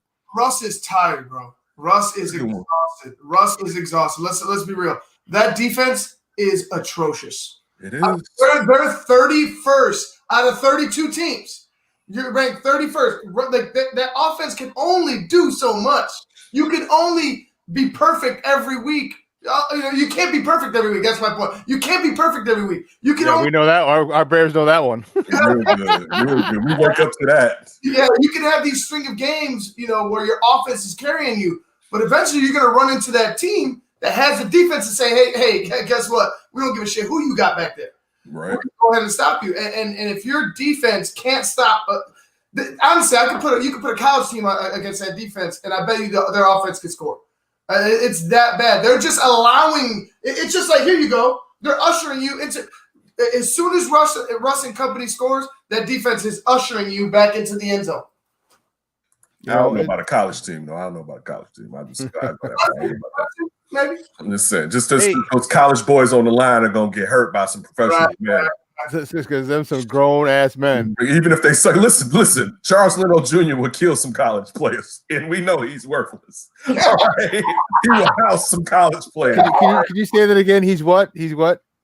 Trash or worthless? Worthless. Thank you. Worthless. I just wanted for all the people in the back who didn't hear. Yeah, worthless. Like, oh my goodness. He's god awful. But you know what? You know what though? Getting to the Bears, right?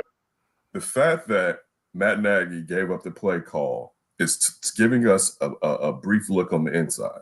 Mm-hmm. And it tells us now that bygones aren't bygones in the inside because they're starting to feel the pressure. And usually they don't feel the pressure. They're insulated from the pressure.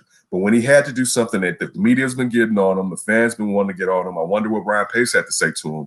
Perhaps we can get to the end this year and maybe there'll be some change because you've exhausted what this guy was supposed to be his expertise as far as offensive play calling and being a wonderkind. We know he's not that whatsoever. And then it goes to basically what type of head coach you are. So I'm actually happy that we're getting this look at a different coordinator or play caller rather. One, to see how it works. Two, if it kind of works, to see how Nagy adapts, because you still know he's going to try to take some of it back, as well as Lester was alluding to.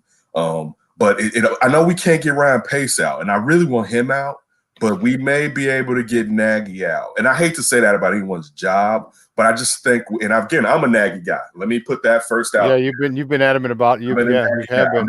But I have to be honest. I can't lie. You know what I'm saying, and being a Nagy guy. We can be friends, but I can tell you as a friend, like, I don't think you need to be doing that job anymore, bro.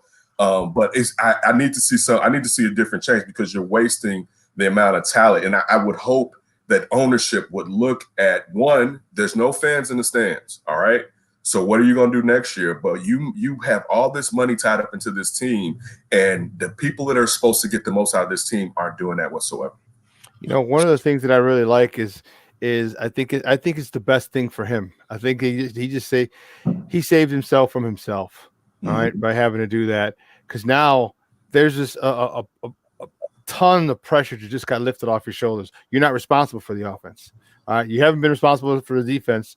You know, you've been very fortunate to have, Vic Fangio, and then now you got Chuck. You mean we're talking two stud defensive coordinators. Now you can just be a head coach. Now you can literally say, hey, you know what? Let me just focus on, all right, if it's 4th and 1, do I go for it? Do I decide to go for it? Do I fake field? Do I, fake punt or fake field goal here? It's not so much that when you're focused on the offense, there's still other things that still need to be dealt with. And he's not, and I'm not saying he never will be good at it, but right now, coming out of basically cut out of high school, but when your first gig doing that, it takes a lot. It takes a lot, and it can be very overwhelming, and it overwhelmed him. So you know what? Take some stuff off your plate, okay? Let Laser do his thing. Let Pagano continue to do his thing, and you work on being a head coach, because the bottom line is, like, you sucked as an offensive play caller, okay? Mm-hmm. But your main job would, if you had to choose, play caller, head coach, play caller, head coach. First and foremost, head coach makes a hell of a lot more money. So I'm worried on that aspect of it. And you know what? He could end up being a really good head coach. Mm-hmm. And the biggest thing the thing that would do it would be the fact that he had to give up those play calls and say, hey, just be the head coach. Right. One stud defensive coordinator. One. The other one, okay. Bacano's straight. But this is the thing I was just going to say before you jump in, Ivan. It'd be funny to see Matt Nagy, since he has nothing to do, walk over to Chuck Bacano and be like, hey, what you calling over there? All of a sudden, taking interest in the defensive. I think a blitz will be good about right now, Chucky. And Chuck will be like, stay on the offensive side of the ball. Stay on the offensive side of the ball. I got it over here, okay? Okay, you understand me? I got it over here, all right? All right, forget about it. It's gonna be fun. It's gonna be fun seeing him not being able to sit still, but I think that's a good thing. I think you should be involved, be involved in what's going on with your players. Mm-hmm. Listen to what's going on from their perspective, what's going on out there, because then you could go ahead and adjust with your offensive coaches and your defensive coaches at halftime or right there during the game. Then you could go ahead and focus on making your adjustments. You don't have to focus on doing everything and then not doing anything all at the same time. You know what I'm saying? So, for me, I feel like Matt Nagy, the head coach, is going to excel, whereas Matt Nagy, the play caller, was just losing his way.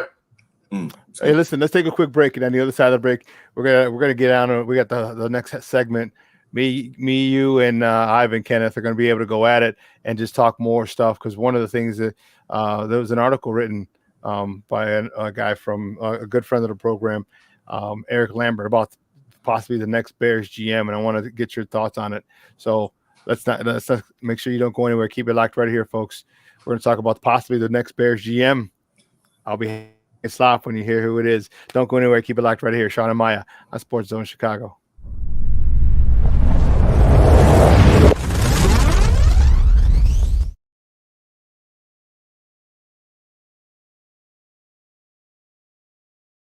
BoomerNaturals.com presents the Sports Flash on 1330 and 95.9 The Zone. Looking ahead to Sunday's NFL action, Kansas City has the bye week. Green Bay's home against Jacksonville this Sunday, while the undefeated Steelers host the Bengals. Big matchup on Monday night for Chicago when they host the Vikings. The Bears are 5-4, Minnesota 3-5. The Bears looking to snap a 3-game skid as they also try and maintain a grip on second place in the NFC North. The other NFC matchup this weekend has 3-5 Detroit hosting 2-6 Washington. Baseball's MVP awards were handed out on Thursday. In the National League, Freddie Freeman of Atlanta takes home the gold, while White Sox slugger Jose Abreu took home the American League Award. Boosted by the 4-time All-Star, Atlanta won the National League East for the third straight season, while Abreu helped power the White Sox back into the postseason for the first time since 2008. Boomer Naturals, your source for 3-layer protective face masks. Breathable protection for adults and kids. Save 20% with promo code SPORTS at BoomerNaturals.com. Chuck Sanders, that's the Sports Flash, 1330 95.9 The Zone. eBay has gifts that say a lot, but don't cost a lot. So save big on a DeWalt drill set for dad that says, let's get to work. Tell your all-star niece it's time for takeoff with Air Jordans at not-so-sky-high prices. And get a certified refurbished Bose soundbar for your husband that says, we're going to need a bigger home theater. Say a lot, save a lot on gifts from eBay for those who mean a lot. Sale alert at Banana Republic Factory. Take up to 75% off everything, plus an extra 40% off. Save on comfy faves like cozy sweaters, soft hoodies, and more. Find your nearest store or shop online only at Banana Republic Factory. The Friends and Family events begun at Gap Factory and gapfactory.com. Get 50% off everything right now. Plus, shop new doorbusters, including our Gap logo crew neck sweatshirt from $20. Find it all at Gap Factory or gapfactory.com through November 12th.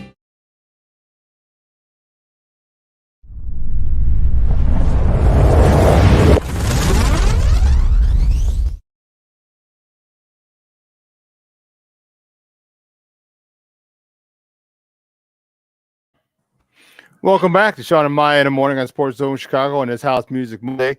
And before we went to break, I left you with a little tidbit. So our guy, Eric Lambert, who writes for Sports Mockery, he really should write more. He only puts out like 4 articles a day. So I don't know.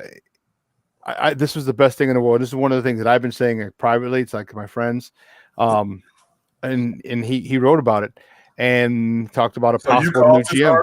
You caused this article is what you're telling us? No, I didn't call it. I just said it to like my friends and people that I know. You know, because I have a good football IQ, so it's pretty damn high. Pretty damn high. Sir, no, he talked about Mark Sadowski. He's the director of college college personnel. He's a guy who's been in the game for years. He was back his first days back when he was with the Saints, and that's where he met Ryan.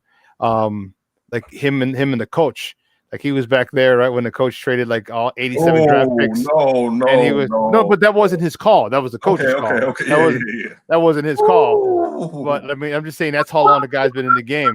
The Ricky Williams trade, yeah, where he traded all his draft picks and like, we got Ricky Williams. We're good. One of the first and second from the next year was involved in that draft. Oh, that was a bad. Yeah, that's when you started to realize how senile Ditka was. Right. So, but this guy's had quite a few draft picks. Now this is the dude that's on NBC Comcast, right? That does the bull. You said Mark Shanowski, right? No, Mark Sadowski. I'm joking. Oh, you are. You said it a bit. You got me. My mouth was open on that one. You got me. No, Mark Sadowski's a Rita guy. He's a few years younger than me. But But the one thing, and Mark and I have talked a lot, and the one that I love about him is he gets it. Like, he's a Southside kid. He's from Bridgeport. All right. He's been a Bear fan his whole life. And he sees the things that we see because we played football. He was a couple years younger than me, so we didn't play on the same team. But but the fact of the matter, was he running blocks out of Bridgeport back in his day, sir? Man, just real quick. Just around a little younger than you or whatever. He was a little younger than me. No, that's definitely not. That's not his stilo. No, okay. But that was some of the other kids. They were too worried about playing baseball, football, and basketball. Those kids. Okay. But and I know this sounds simple, but he sees the glaring needs, and because you and I see it, Ivan sees it. We'll say. But he sees those things as well. Because how many times have we said, why didn't you do this? Ryan Pace, why didn't you do that? What the hell are you doing? Why didn't you do this? Why didn't you address the offensive line? Why didn't you, he understands all and realizes that it doesn't have to be difficult. Like, you don't need to take a first round alignment in the first round every year. But one time, if there's not a guy that you're like dying for, take a first round offensive lineman. Okay. The next year, take a second round offensive lineman. You know what I mean? Or if you can get back in late in the first round, get another, you know what I mean? Things like that. He sees what the Bears need. And I think he would address it. Because there's one thing about this kid, this guy, Mark Sadowski. And when you have, the Bears don't need to find a guy to run this organization for the money. They need to find a guy who runs this organization because he's passionate about working for the Bears, working for the franchise, for the charter franchise of the NFL. Okay, growing up being a Bear fan. Okay, you mean to tell me that this guy and from the South Side wouldn't love to have bring them back to prominence under his watch? And now we're Super Bowl champions, or we're Super Bowl contenders, or we're this because of, my work and my team's work, the front office work. Get someone who's passionate about making the Bears the badass franchise that it once was, back in 1985. Okay. Get someone that's his passion. I don't give a damn how many millions you give me. You give me $100,000 now. My job, I want everyone to go, damn, the Bears are back.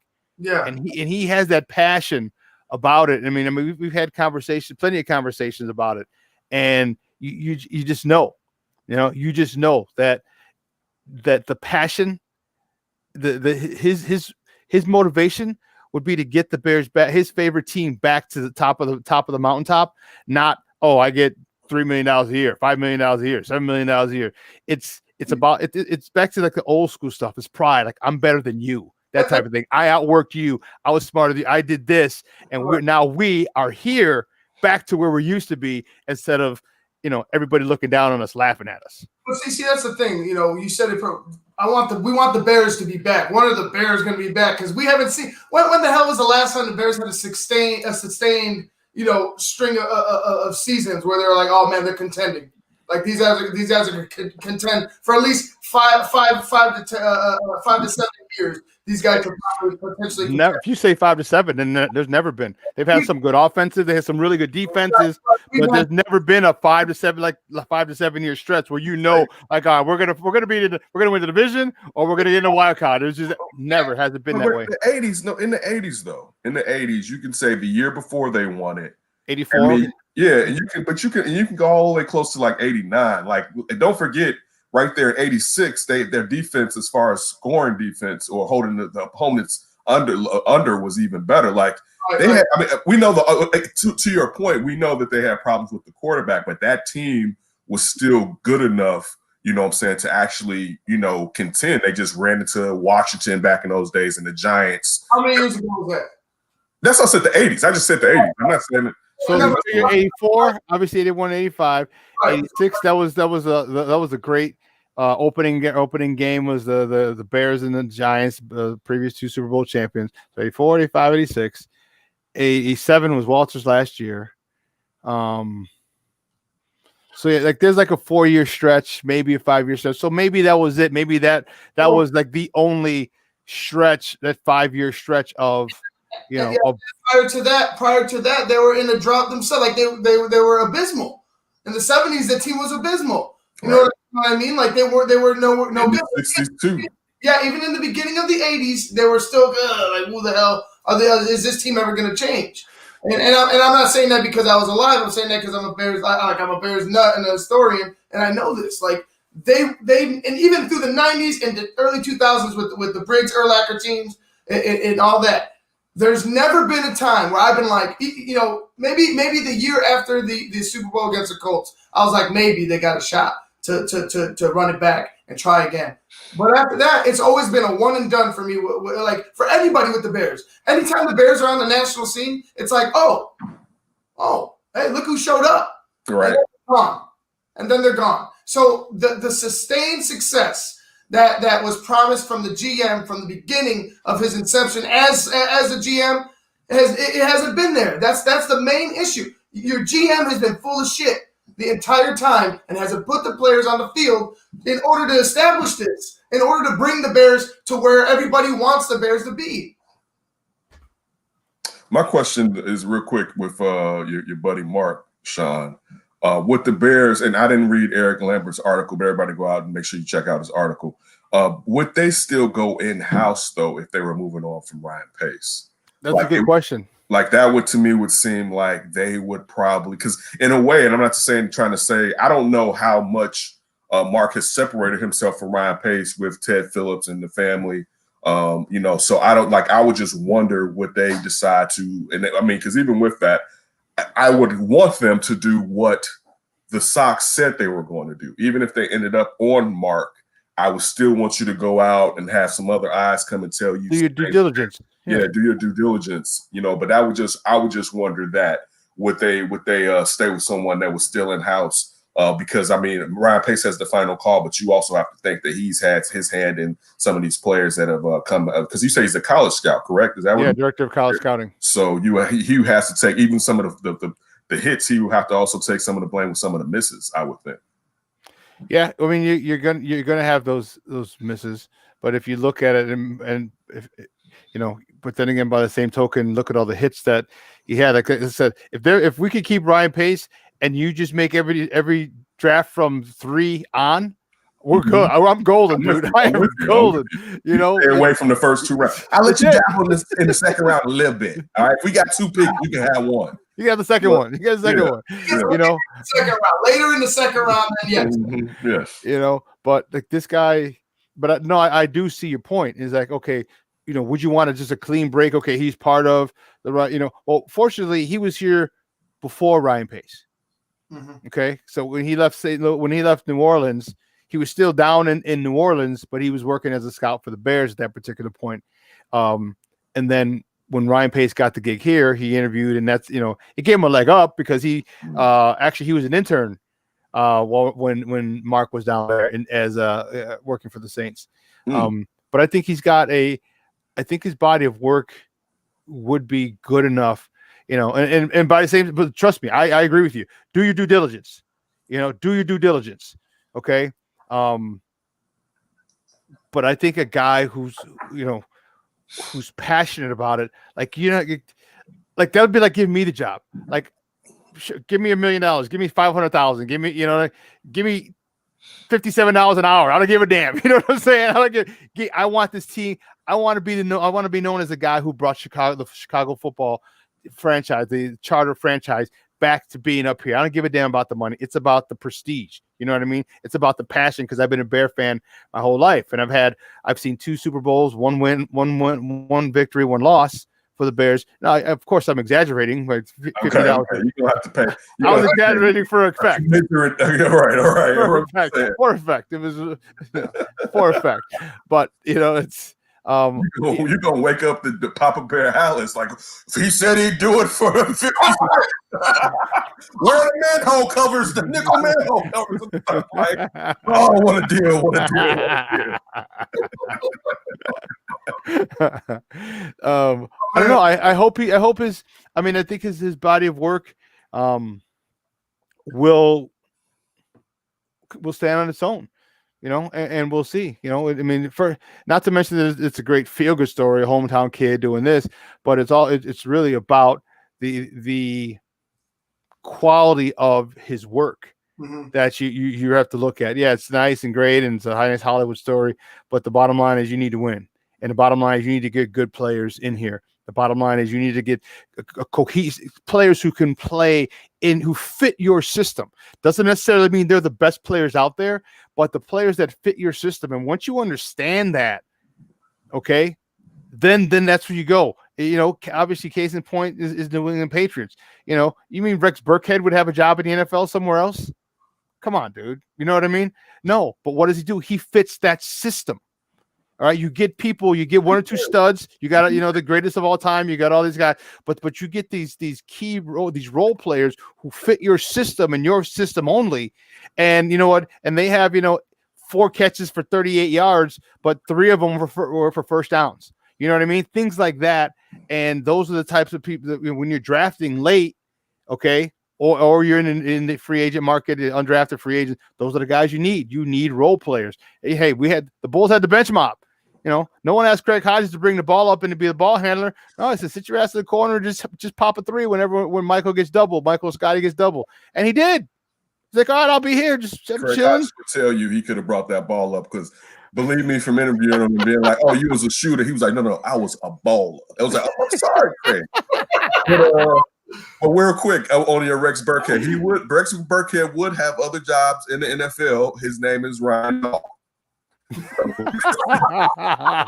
you know, there are opportunities, Sean. There are opportunities. There may not be a lot of tick, but there are opportunities. Hell, that's a paycheck, damn it. That's a 5-6 figure paycheck. You trying to get 5 cents on the dollar here? No, we want to GM and get paid commensurately to how other GMs get paid. Well, now, man,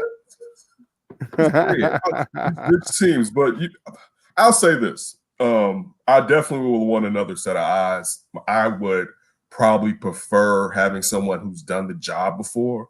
One thing that I've always complained about is that here in Chicago, outside of the Cubs didn't do it as much when the Tribune owned them, but there were guys that, you know, like Lou Piniella had retired when he went down to Tampa. You know, like he said that was his last team. And when he got here, he really wasn't Lou. But for the most part, outside of Joe Quenneville, the other teams have usually gone with first-time guys. So I would love to see, even though usually those guys don't come up, I would love to see someone who has done this job. Like I would love to see. I don't know who Bill Polian is of today. You know, the Bill Polian after building those terrific teams with Buffalo. Going down there to, I forgot with the Jags, and then coming to what he did with Indy. I would love to see a person like that come in and set this ship right for basically a decade. You know what I'm saying? Like I would love to and again, if it comes from the inside, not to say there can't be good people coming from the inside or good people that come from a system like that, but it's usually not trying to pay enough to go out and get the person that can remedy this situation and trying to look for a workaround rather than just doing what you need to do. Sometimes you just have to pay up for quality. You know what I'm saying? That's why it's quality, you know, and especially when you have, like, I love to hear that the Bears are a charter franchise, but really nationally, do people care and think about that? And that's sad that people don't. I mean, when you think about the fact that trophy is named after Lombardi and not after George Halas, is like kind of like, huh? And again, I mean, we know from Lombardi being the guy that was like the first, when the modern football kind of quote unquote began, the first guy that was winning all those rings, and RIP to Paul Hornung with the Green Bay in the 60s and 70s or whatnot. So again, man, I want the Bears to be, I want the Bears to be put up on a pedestal. But you know what? To be honest with you, they have to really want it too. And I mean, that's the real problem with that franchise. You know, so they have to really desire, you know what? We should listen, we should at least be better. And this, I'm not going to ask for, like, they should be better than the Giants. Like, they should be like, I guess the Giants in New York. But like, you should be a heralded franchise. Look at how nationally big Green Bay Packers are. You know what I'm saying? Like, I know people that leave Chicago and move to Wisconsin, and I see them with Green Bay gear on. I don't even hate Green Bay like I did as a kid because of Brett Favre and Aaron Rodgers. It's like, yo, I can't hate that right there. But still, when you know nationally, you got Lil Wayne, old high ass on syrup, and he's a big time Packers fans. Where are those people? You know, we used to have them actually from the '85 Bears, people that were around the nation that fell in love with the Bears team because, and if you weren't, I mean, I was a young pup in '85, but there was no internet. And if you saw how big the Bears were with no internet, it was crazy. And they built fans kind of like what Mike did with the Bulls, you know, so it really falls on the Bears ownership to want it. And I mean, if we're honest, they don't, because they have never proven to us that they really do. They've always looked for a cheaper route rather than going out and being a premium first-rate organization. It's always been, we could do it our way. We could do it this way. We could do it this way. It hasn't been – you've never seen them go out and honestly ball out, like really be that front runner in going out and getting players, going out and spending the money on like you said, quality. You know what it is I think they understand they got the city by the short and curlies. All right, like this is the only thing you're going to pay. People are going to pay $300, $400, $500 for a ticket. Okay, because if you don't, guess what? He will. If you don't, he will. If you don't, he will. And they understand that as being a football town, that there's 3 million people in the city. There's about 7 million people in the Chicagoland area. They're going to get their people. And I think that's part of the issue, and that's what I talked about when talking about Mark. Like, give me someone passionate about it, not like, oh, we're gonna get the money anyway. The hell with it. No. Like, no, I want my fans to I want to put a product out there for them. I want to put a product where people are proud to be Bears fans. Where we're annoyingly, I seriously, I would love to be as annoying as Cowboy fans because we're so successful, and every damn year we're fighting for the division. We're up there, but we can't because we're not. And we're not, and we're not as annoying as Packer fans, because you know what? They know damn well that in the last 10 years they've won the division like 8-9 times, and they know they're probably going to win the division again. You know what I mean? They're arrogant about it. And they're in your face about it. And that's where I want us to get to the point. It was like, you know what? We got a good team. We're going to whoop your ass. We're going to take the division again. And but we haven't gotten there. And the thing about, and I hear you. I want someone who can do the job. But you're always going to have, there's going to have to be a person who gets the first shot. Like, look at Ozzy. Ozzy wasn't a manager at that particular point. I should have known he was going to end up at Ozzy. So. I love Ozzy, dude. I love Ozzy. Well, hell, even Ditka. Ditka was never a head coach at that particular point. He was a special team coach down in Dallas. Yeah. So it's a difficult call, and this is why you need football people making that call. And because if they say, okay, well, I see something in this guy, okay, that, I know he's never had it, but there's decisions he's made, okay, in meetings that you'll never see about or hear about. He said, no, let's do this, contrary to what everyone else did. You know what I mean? Like, these are the things that football people need to see to say, okay, well, I'm going to give him a shot, because we don't know what he can do. We don't know that. You don't know what he's brought up, for the most part, unless you're privy to those meetings. And if you're a football guy and you're in those meetings, you say, hey, how many times, you've seen people like, yeah, I know he's going to be successful in whatever he's doing. He's not the man yet, but he's going to be successful because you're privy to that, so it's a tough call. Do you want to go get that next great GM, or do you want to go get the GM who's already done it? It's a tough call. It really is. You know what? You made me think about something, Shawn, to be honest with you, in a way. And of course, he had probably the best decade of any Bears head coach as far as record-wise. But in a way, Ditka actually was a failure. I mean, because it's funny when you look at it. Buddy Ryan, that was his defense. All right. Like, Papa Bear Alice told him, listen, you leave this guy alone. Right. Basically, he knew it's all you were supposed to take care of basically is the special team and offense. And then when it came to the offense, you never figured it out. And I'm sure some of that may be on Vince Tobin.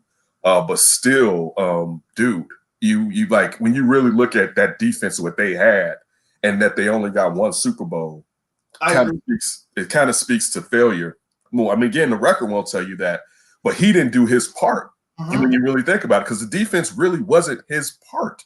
You know what I'm saying? Like, he was supposed to solve really the offensive problem. You know what I'm saying? So again, I guess I'm going against sometimes, and I'm not always going against first time people. Look how successful Thibodeau was. You know what I'm saying? Like, think about it. Think about, we almost got Doug Collins like we did with Tony La Russa, right? We almost got, and that Bulls team wouldn't have been the same. And first of all, I wish Doug Collins would go back to calling games. But I don't know if Doug Collins at that time would have been what Thibs with his first job was. You know what I'm saying? Also, the offense in the NBA hadn't changed to where Thibs' defense was uber successful before everybody started spreading the ball around and shooting these threes like that. But I'm with you. I think it can be both. But sometimes here in Chicago, we just don't go for this. And you mentioned it. I think the key is what you mentioned, Shawn, is that the fans don't demand it. And you demand it by just what you demand it like this. You let them know, you know what? I'm not giving you this if you don't. You know, here on the South Side, that's how we live. Even though Sox fans can take it to an extreme to a certain degree, but that's how it is. Like, if you're not putting out the product, we're not really rocking with you. You know what I'm saying? So that's what I think every Chicago fanatic should be holding all their teams to. And if you're not, because I mean, like I have on this shirt today. There's going to be some way I have to be able to affect them monetarily for what they did to me. All right. Because I probably was going to go. I know we can't go to games now, but I probably would have won some more games. I'm praying every day that there's some court ruling that drops and they have to go and walk that one back, and we can call Booch Bochy and be like, hey, Booch, you still want to come hang out with us? You know, I'm just saying this, and because that's the one that I've always been a person that, if I can hurt you monetarily by not giving you my dollar, now it may not hurt you because you have other people's dollars, but I'm not just going to be willy-nilly with my money and give it to someone that's disrespecting me. So go by my guy who has knockoff shirts. You're good, bro. You're good. They don't get any money. I got you. Let me get that link. I want to talk about something you had pointed out with Ditka, and really how, I mean, the team, like, yeah, they had the defense established. That was Buddy's defense. You know what I mean? What happened to them as soon as Buddy was gone in the years ensuing such? They began to falter. They began to go, not be the same defense. Not that they weren't good. They weren't the same defense. Look what happened with the 2000s Bears, right? After the Super Bowl. They were decent. There were some times where they had good runs here and there in between the Super Bowl run and like the past. And now I'll say that there's been some good times, but you didn't see Jerry Angelo go after anybody. You didn't see anybody added that was going to help this team from any GM at any point in time. Was it like overboard? Except for, I want to say, maybe like a Ricky Manning Jr. and like a Muhammad and like that like the years right before that 06 Super Bowl, they actually went after people. But like, for me, I don't think they went and got the players that they needed in the right positions. Like, they wanted to fix the offense in those mid-2000s, right? But the defense was down. Like, the defense was getting old. It was getting long in the tooth. So they never do the right thing. It's always like they always do their thing, I feel like. It's always their thing. It's never really necessarily what's best for the team. It's what's best for what the Bears want to go, what direction the Bears want to go. What they've done is they've always attacked one group at one time and stockpiled that. So what happens is when the Bears in 85, that's when you start looking for defensive players. That's when you start looking for defensive players, especially back then. Okay, because remember how quarterback had to say, like, you're a rookie, you're a stud, you ain't playing for 2 years. It's just a given unless the dude gets hurt, and then it might even not, because they would always carry 3 quarterbacks. And I think that's so when the Bears were at their peak, they on defense, that's when they needed to start getting some younger bucks in there. That's when they started to get some young guys so they can be influenced by the older guys, and then by the same token with the offense. Then you need to get more and more, one guy here, one guy there, one guy here, one guy there. So now they can grow in the system, and they never did that. It was always defense, or let's go get offense. And now we're top heavy at one particular point. Hey, let's bring in our guy. He's going to take the baton from my guy Ken. I want to hear some of his comments. He is the host of the What's Up Cuz show here on Mondays. It's a little different today due to the fact that the Bears are on Monday Night Football, but we want to bring him in and get his take because he's, speaking of Green Bay, he's up there in Cheeseland. Let's bring him on. You can find him on Twitter at Jaycoyden. That's JAYCOYDEN. Got his bring him out, Jason Palmer. Jason, what's up, Papa? How are you? Morning, fellas. How you doing? Mighty fine. Thanks for asking. Hey, man. I'm in Wisconsin. You know what I'm wearing. I see you, bro. He's repping. I'm rapping, man. And it's funny, Ken, because there are people up here who are like that. People from Chicago who just can't take the Bears no more. They wearing Packers gear. And then there are a lot of people like me from Chicago who just going to ride with them. But you all made a great point. It's something I've actually talked about for 10 years. And I wrote a column in the Crusader about it about 8 years ago. What Chicago needs is a second NFL team. And nobody wants to talk about it. But that's the truth of the matter. I guarantee you, if Lori Lightfoot wanted to build some points with her political base, all she got to do is come on the news and blast the Bears and say, I'm going to actively talk to the NFL about bringing a second NFL franchise to the city of Chicago. And she's got an argument. She can say New York City has 2. She can say Los Angeles has 2. And Los Angeles had 0 5 years ago. Now they got 2. Chicago deserves 2. It will make the Bears organization get off of their ass and do what they need to do. And here's the other part of that. We're all in an older generation. The Bears ain't won a Super Bowl since 85. Yep. By my calculations, that's 35 years ago. That's 2 generations. That's 2 generations of football fans in the city of Chicago who've never seen a Super Bowl. One generation. There you go. There you go. That's people like us. So here's the thing. So here's the thing. That your young fan base is what really drives you, because we're gonna die off. And if you've got that younger generation that's never seen it, it's really hard to keep that going. I guarantee you, if they make a play for a franchise like I know a couple of years Jacksonville was dying to get out of Jacksonville, and it don't even have to be necessarily a winning franchise just yet. But just someone to put some pressure on the Bears.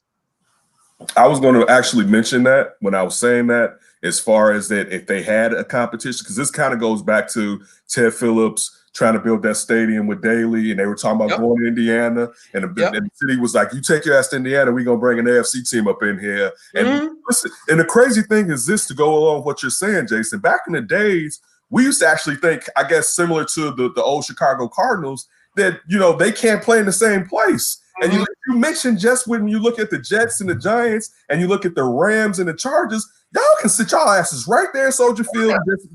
Every other weekend, one of you is out of town, the other one isn't out of town. Like, we don't even have to spend money building another stadium even to do this. I'm with it. I mean, on top of it, all we're basically saying is instead of getting 8 games as Bears, as football fans, we get 16. That's not a lot of games when you're basically saying that. It's not like putting another NBA team here to where it's like, how are we going to get that many 41 games of people kind of filling up this arena? I'm with you. I'm with. I don't think anybody would do it, but you're right. If I was in politics, I'd be using that to get my ass reelected real quick. And you know what? And even if you had a team that wanted to come and say, "Hey, we want another stadium," it don't have to necessarily be in Chicago proper. Right. It could be in the suburbs. Rosemont. I mean, Rosemont. You saw what Rosemont was going to do for the Cubs. Right. Yeah, or even out there in Will County a little bit, out there, Tinley Park, all that stuff. They got space out there. You think people ain't going to travel out there for an NFL game? And you're right off the expressway. Heck yeah. Exactly. It needs to be the threat. You have to put the threat to the Bears management. We have coddled this franchise and these owners for way too long. Hell, they're playing in Park District property. Playing in the public, they playing in our stadium. The people own Soldier Field. Yeah. This organization doesn't even own that stadium. We can evict their asses and keep it on moving. It really is that simple. You know, I'm all for a second NFL team in Chicago. I'm not saying I wouldn't pull for the Bears, but I would definitely pull for our new team, whoever they are, too. And again, that younger generation, they've never seen a Super Bowl. I mean, we're fortunate. We've got to see every Chicago team win one, including the Chicago Sting, for Christ's sake. Ivan hadn't had that opportunity. That's right. You know, Ivan hadn't had that opportunity. You know, and the way this franchise is going, he may not get it no time soon. You know what? That's part of the way we talk. What we talked about before is, you talked about the young blood, and that's the lifeline of. We were talking. It's similar to what we had mentioned when you have a franchise. When you're on top of the world is when you start going and replenishing, because those guys are those guys are not going to be there forever, and that's what the Bears needed to do was start getting people. You still and you have this young franchise, these young guys, and they're trying to do it, but there's so. I mean, I know a couple people who've jumped off the ship. Like I'm out. Like the Bears suck. Like my whole life. Like remember, I was mad at Anthony Davis for being a Packer fan, but truth be told, he's right. He's like, in my life, he's like, the Packers have been winning. They beat the hell out of the Bears all the time. He goes, so I want to be a Packer fan. And I'm like, yeah, you single eyebrow mother Hubbard. I said, but you're right. I said, I hate you, but you're right. You're right.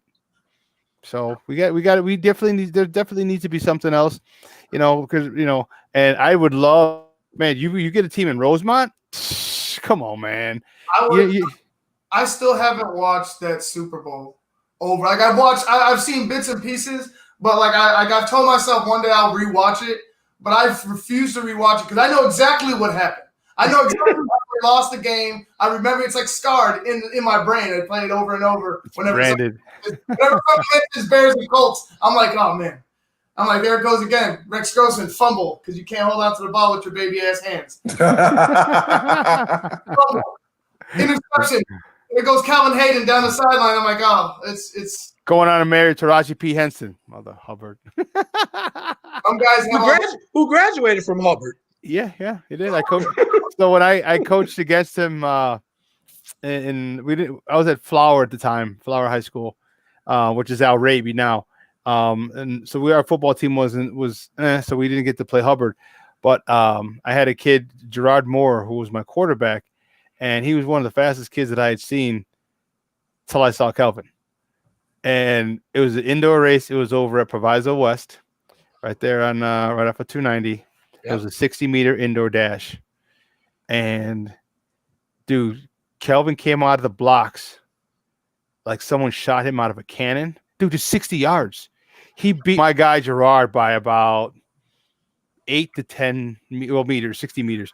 He beat him by like 8 to 10 meters. I'm like, dude, it's only 60 freaking meters. It's only 60 meters. My guy was fast. My Gerard he was fast. Yeah. Dude, he was like, sit your ass back there, eat my dust. And I was like, holy cow. I got to see Kelvin when I was the public address announcer at Gately. So I got to see a lot of his games. Yeah, I got to see a lot of Hubbard's games, especially when Hubbard was in their heyday. And just, Elton had a squad. Yeah. Elton always kept him a squad, man. And Kelvin was he was a special one. He was one of those ones you can look at him and see this dude going somewhere. I got two questions, all right? One for both of y'all. Shawn, for Flower, what was the name of the mascot for the Flower School? Olympians. Okay, because that had to be something because the Flower, it's got to be hard. And Jason, at what time were you calling games at Gately?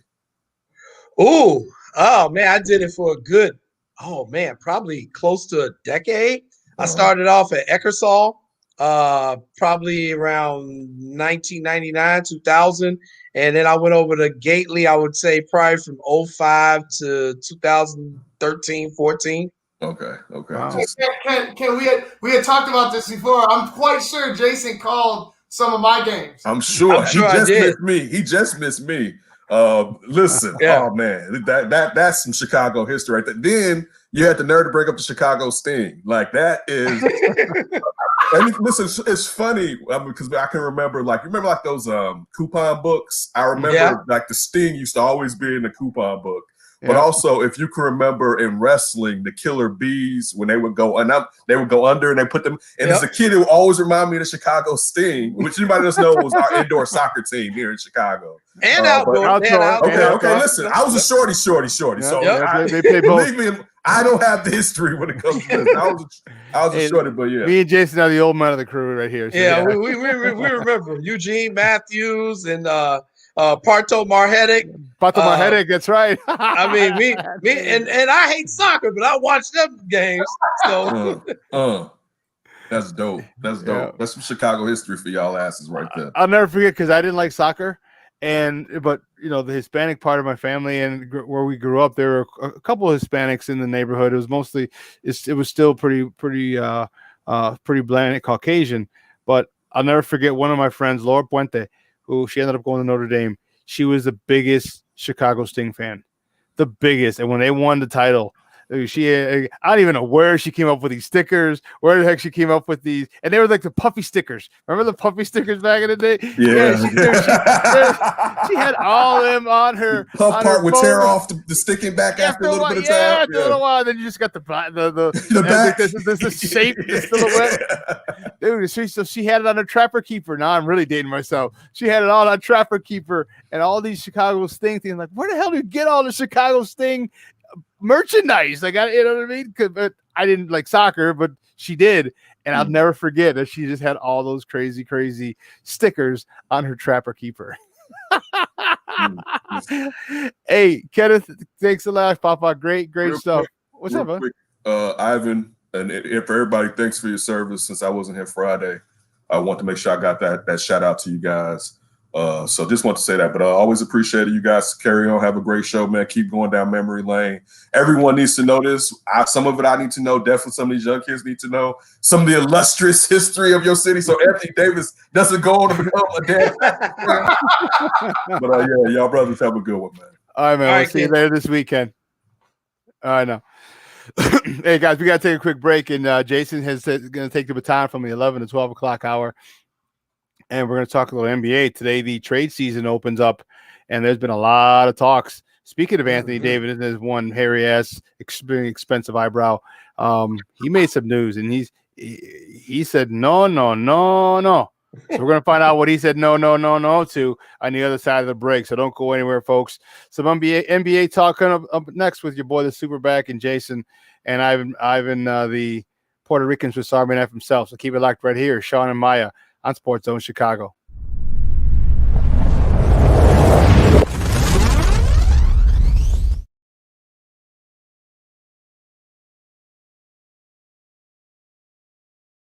BoomerNaturals.com presents the Sports Flash on 1330 and 95.9 The Zone. Looking ahead to Sunday's NFL action, Kansas City has the bye week. Green Bay's home against Jacksonville this Sunday, while the undefeated Steelers host the Bengals. Big matchup on Monday night for Chicago when they host the Vikings. The Bears are 5-4, Minnesota 3-5. The Bears looking to snap a 3-game skid as they also try and maintain a grip on second place in the NFC North. The other NFC matchup this weekend has 3-5 Detroit hosting 2-6 Washington. Baseball's MVP awards were handed out on Thursday. In the National League, Freddie Freeman of Atlanta takes home the gold, while White Sox slugger Jose Abreu took home the American League Award. Boosted by the four-time All-Star, Atlanta won the National League East for the third straight season, while Abreu helped power the White Sox back into the postseason for the first time since 2008. Boomer Naturals, your source for 3-layer protective face masks. Breathable protection for adults and kids. Save 20% with promo code SPORTS at BoomerNaturals.com. Chuck Sanders, that's the Sports Flash, 1330 95.9 The Zone. eBay has gifts that say a lot, but don't cost a lot. So save big on a DeWalt drill set for dad that says, let's get to work. Tell your all-star niece it's time for takeoff with Air Jordans at not-so-sky-high prices. And get a certified refurbished Bose soundbar for your husband that says, we're going to need a bigger home theater. Say a lot, save a lot on gifts from eBay for those who mean a lot. Sale alert at Banana Republic Factory. Take up to 75% off everything, plus an extra 40% off. Save on comfy faves like cozy sweaters, soft hoodies, and more. Find your nearest store or shop online only at Banana Republic Factory. The Friends and Family events begun at Gap Factory and GapFactory.com. Get 50% off everything right now. Plus, shop new doorbusters, including our Gap logo crew neck sweatshirt from $20. Find it all at Gap Factory or GapFactory.com through November 12th.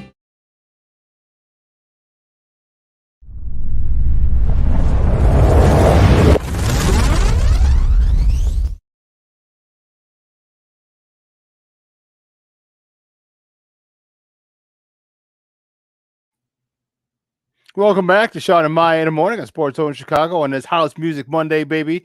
And my guy, Jason Palmer, man, your picture's looking fresh, boy. It's sharp. I'm looking at the video, the picture. Like, damn, Jason, that's like sharp. Like, it's your picture, the picture in the background. It's sharp. Yeah. You know, I figured I had to hook Ivan up. You know, he said that he didn't rewatch the Super Bowl, so I had to put the Prince one in the Super Bowl. It was the best one. It was the best. It was the best halftime show ever. Purple Rain was coming down, and he was doing it, boy. He was doing it. Yeah. And to follow up on what Ken said, I forgot also as well. I wore this for you today, Ivan, as well, representing. Thank you for your service, brother. I appreciate it, Jason. Thank you. Thank you, Ivan. Not only the Puerto Rican Swiss Army knife, I know you've served our country, and we are great. We are truly grateful for your service. So, along with the other guys, thank you for your service, because it's you can never, veterans can never get too much respect, too much adoration. You deal with a lot when you're separated from for months, years at a time, and again, what they do to provide the umbrella of freedom for us to act a fool and talk sports. Again, my hat's off to you and everybody else. My guy Jimmy McCormick, my guy Paul Ohm, my guy Marco Rodriguez, my guy Manny Lopez. And I know I'm missing quite a few, but still, if I didn't say your name, just thank you very much for your service. We truly appreciate it. I'm grateful, and I'm appreciative of your sacrifices. So, what were we at? So the NBA. We're talking some NBA. The trade season opens up today, and oh my God, Becky, let me tell you something. So the unibrow himself, Chicago's very own Anthony Davis, has decided to opt out of his $28.7 million deal and become a free agent. Yes, so did. That's and I get you, Papa. I get you. You're at the top of your game. You just won an NBA championship. There's going to be a lot of people here who are a lot of people looking to sign you for $30 million. Do you realize, Jason, that it took right around 30 years for the first person after Michael to get paid about $30 million a year? I did not realize that. I forgot who it was. It was a couple. Was it Steph or somebody else? But it took almost 30 years to get another person. So when you think of back in the day, back in 1997 and 1998, when he had those 2 one-year deals of $30 million, that is insane. And Reinsdorf, cheap ass. I hope you don't make me regret this. Like, dude, I just built this building over here for you. Shut your ass up. I mean, it should be $40 million. Just go. Right. Should have made him a part owner. That's what everybody has always said. Should have made him a part owner. Don't get me started on him, because you're damn right. Mike should own. Mike should own part of the Bulls. He made that franchise, and he made that franchise. So I'm not saying.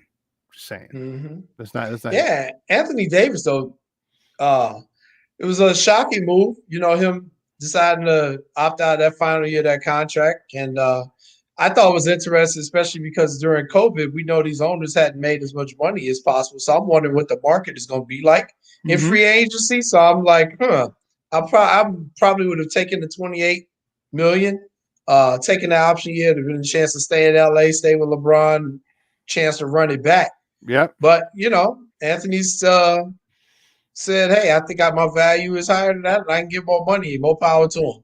I mean, he's going to do fine no matter what. But, I hope he's not thinking people are more interested in him than what they're willing to pay, because the fact of the matter is he did not win that championship. It will always be LeBron's team. So he now wants to be paid like he is the man of a team. Okay, well, you have to put up some results. And Anthony is he's kind of fragile. Love the brother. He played for the family. He played for the Mac Irvin Fire. It would be great if we could get him to come back home to Chicago, just throw a boatload of money at him. Not sure that'll happen, but I just hope he's not overestimating his value based off of the current climate. And that's actually a lot of our topic tonight is going to be on the What's Up Cuz show is about the NBA and the free agency and the possible trades. And, is James Harden going to be traded? Russell Westbrook. There's a lot of chatter going on, and it's going to be a very intense 3 weeks or 2 weeks because training camp starting in a couple of weeks, believe it or not. Is it December 22nd? Is that when they start? The season starts like right there. So yeah, they got to get in training camp at least 2 weeks before then. So this is gonna be very interesting the next couple of weeks. We got the draft coming up on Wednesday, Shawn. Yeah, it is, baby. The draft. So I'm excited about that. And I was like, man, it's gonna be fun to have some NBA talk tonight. Because this is gonna be an off season like none we've ever seen before, and it's something we've been talking about on What's Up Cuz for the last 2 or 3 months. How is this thing going to go? And then hockey is supposed to start right there in January, so it's going to be some interesting stuff here. Good. I'm looking forward to it. What time is your show on today? I know it's a little crazy because of the. Yeah, we're going early today. We're going at 5. Bears are on Monday night, so we're going to go at 5. We're going to go from 5 to 6, and we're going to lead into the Barely pregame show with Ivan. He's going to come on. He's going to start his show at 6, but he's going to do a little crosstalk with us at 5:45, and we'll talk a little bit about the Bears. But right now I'm really excited about the Bulls. They finally got new management, a new coach, a new coaching staff. So it'll be really interesting to see what a real coach can do with this roster and what additions they can make. Jason, the reason I'm excited about it is because of what you said, but also the people that they brought in. Like, okay, Billy Kidd was the man back at Providence back in was 88, somewhere in there. When the Big East was the Big East, what I mean? Yeah. And the 3-point line had just been implemented. And, Rick Pitino's like, hey, we can't compete with anybody. So, what we're going to do? We're going to just shoot 3-pointers. And that's what they did. They ran up and down. Like, defense be damned. We're going to run up and down the court. It's like basically like Loyola Marymount, but on the East Coast. It was just, right. But also him bringing – so Billy Donovan was an All-American and knows how to run an offense. He's more of a scoring point guard than anything. But then you bring in Mo Cheeks. Man, Mo Cheeks, Chicago. I'll tell you, Jason, I wore 10 as a kid because of Mo Cheeks. I was a huge fan, and the thing that people got to realize is when you have good guard play, okay, you can go deep in the playoffs, which is why if you guys ever wonder why you see a lot of teams in the NCAA tournament with juniors and senior guards who may not have the talent, of a Fab Five or of of a Kentucky or a Kansas. It's because you have great guard play and you understand how to run an offense, how to keep this team from running you up and down and out of this court. And so now we got guys. You talk about teachers, and I think it's going to be great for Zach LaVine, but I really think it's going to be great for Kobe White. Is to have those two different types of point guards to teach him. Okay, the kid's what, 16 years old? He had the 1 year at UNC, so the kid's like 19, right. 20 years old. I mean, he's still wet behind the ears, and to have the Hall of Fame caliber of coaches that you have in Billy Donovan and Maurice Cheeks. I think that is going to be so that Mo Cheeks signing was under the radar. I mean, we knew about it because Chicago and boy, but what he's going to bring and his ability and the wisdom that he can impart is going to be a huge factor with this Chicago Bulls team going forward. Mark my words.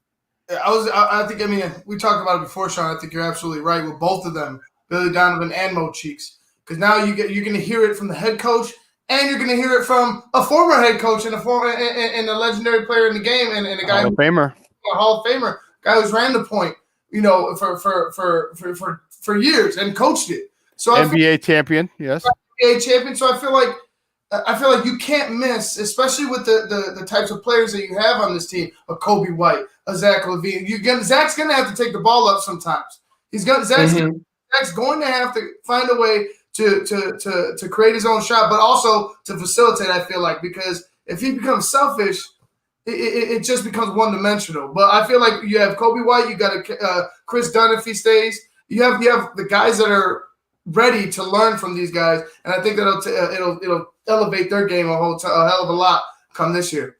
Without a doubt. And Maurice Cheeks is going to be on our show in a couple of weeks. Actually, shut the front door. Nice. Yeah, we had already reached out to him. We knew he was going to sign. Of course, we couldn't say anything, but we kind of knew.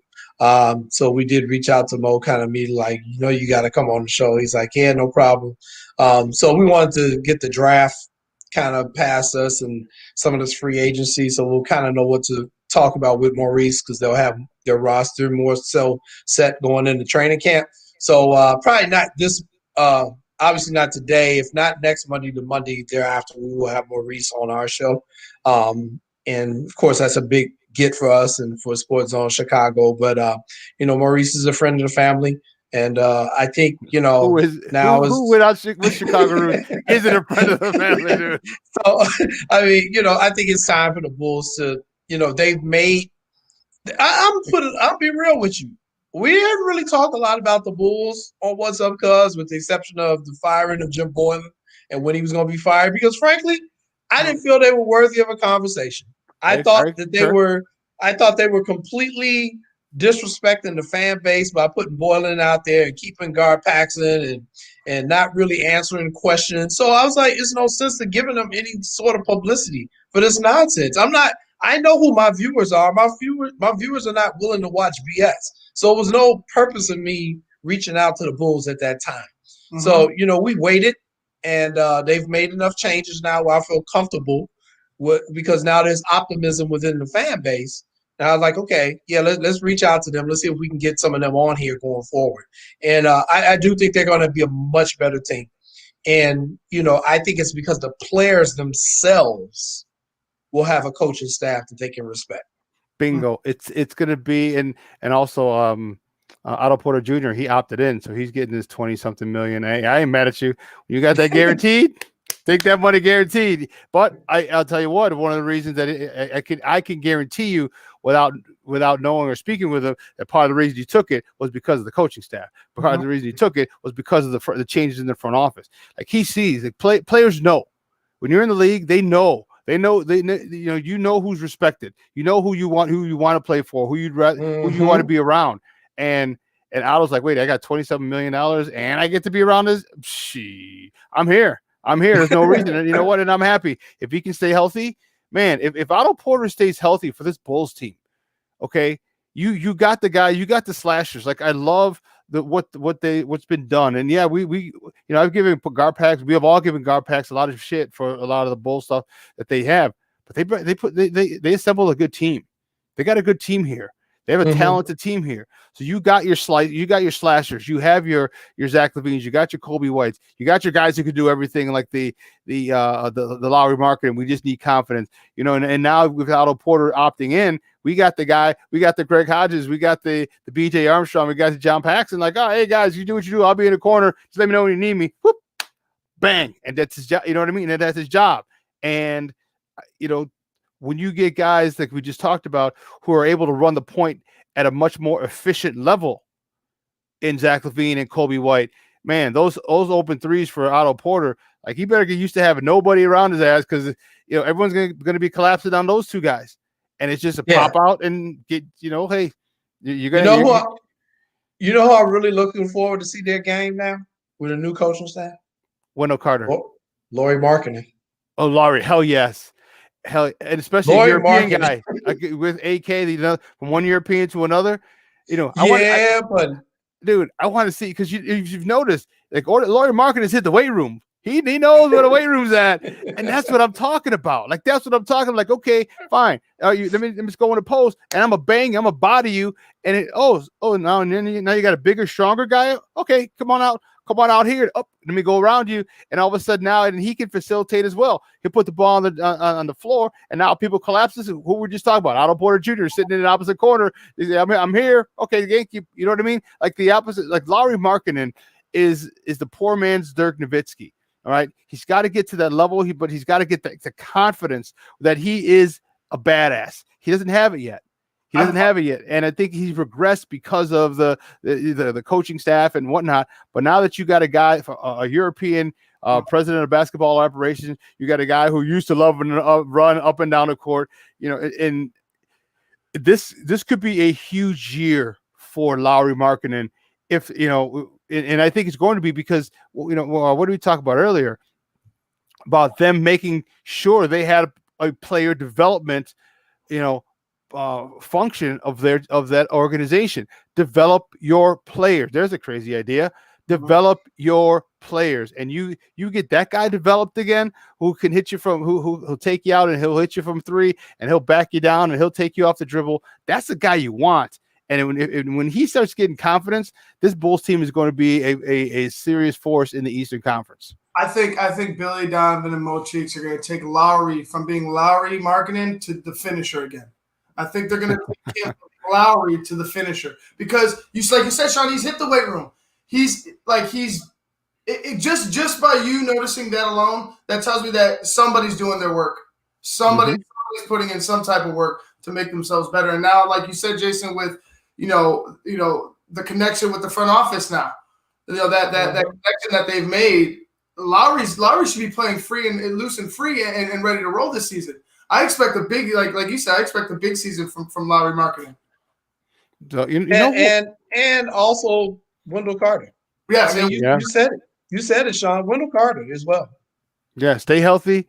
And this kid has a maturity level that I have not seen in a 19-year-old kid. His maturity level is something beyond his years, and to get with a guy with player development people who actually can develop players and to get, and then all of a sudden now you start to play with another guy in Lauri Markkanen who we assume is going to be more confident. And, you start to see like a high tide raises all ships. And I think all those guys, their level of play, because they're around AK, because they're around Mark Eversley, because they're around Billy Donovan, because they're around Mo Cheeks, I think their basketball IQ is going to be sharpened again. And, and Wendell Carter had a very, very high basketball IQ, for a 19-year-old kid. And I think it's going to continue to rise. And I'm glad we didn't trade him. I'm glad that he was one of the ones that they didn't want to package him up for someone or something else. The draft isn't over yet, though, Shawn. I'd say that. True. I know. Knock on wood. I'm checking one down myself, but there's rumors that are floating out, and we really don't know who up until that draft day, is passed, who's coming or staying. That's true. And remember, the Bulls have the 4th pick in the draft. They're picking number 4. You get a player number 4. And, this is our new GM. This is his first draft. He's going to try to make a splash. We'll see. We will see. It looks like we got another game that's being postponed due to COVID. Ole Miss and Texas A&M scheduled for this Saturday, postponed due to COVID, Shawn. And remember, Texas A&M game last week against Tennessee was postponed because of COVID. So that's 2 weeks in a row for the Aggies here. But back to the Bulls real quick. They're picking number 4 here. You've got so much talent on that roster. Where do you really look? So right now, most people are saying the Bulls are going to select this guy, and I'm about to butcher the hell out of his name. Deni Avdija. He's from Israel. He's a 6'9" small forward and shooting guard.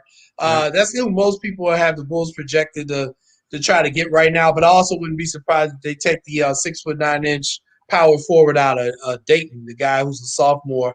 What's his name here? Obi Toppin. Because Toppin. I think you need some more size. Because the thing about Wendell Carter is he's been getting hurt. Yeah. And that's my concern. So, if you got a guy like that who's getting hurt, you may want some size, somebody got to rebound because you're not going to hit every shot. So, you know what? And my thing is, why don't you live in the weight room with Lauri? Because living in the weight room alleviates a lot of injuries. Stretching and lifting heavy and stretching alleviates a lot of injuries. And I think, was it a shoulder for Wendell Carter Jr.? What was? I thought it was a knee. Didn't he have a knee issue too? Yeah, no, okay. shoulder. Oh, okay. Was it shoulder? Well, you can't strengthen the knee. You can just strengthen muscles around it. But shoulders, there's a lot of muscles in and around your shoulders that you can work. You can stretch. You can stretch, but you can also strengthen, and that'll really help you, especially as a big guy. You power dribble, and you need to initiate contact to create separation. For a nice little baby, a baby hook and an and one. These are things like I see it. What's so funny, Jay? I see it, and I don't understand how basketball players, some of them don't lift, especially big guys. Everybody. Look at Nate. Remember, the dude was Nate Robinson. Yeah, Nate Nasty. Why? Because that dude played football at Connecticut, was it? So you got a guy who was University of Washington. Nate Robinson. Yeah. Who went east? Who was out east?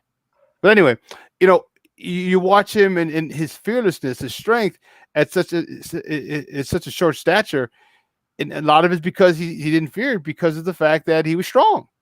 I could get bodied up and still have the strength to get a good shot off and one. So this Bulls team, and I can guarantee you that this new regime is going to have them in the weight room, and you're going to see a much stronger Bulls team, which I think is great.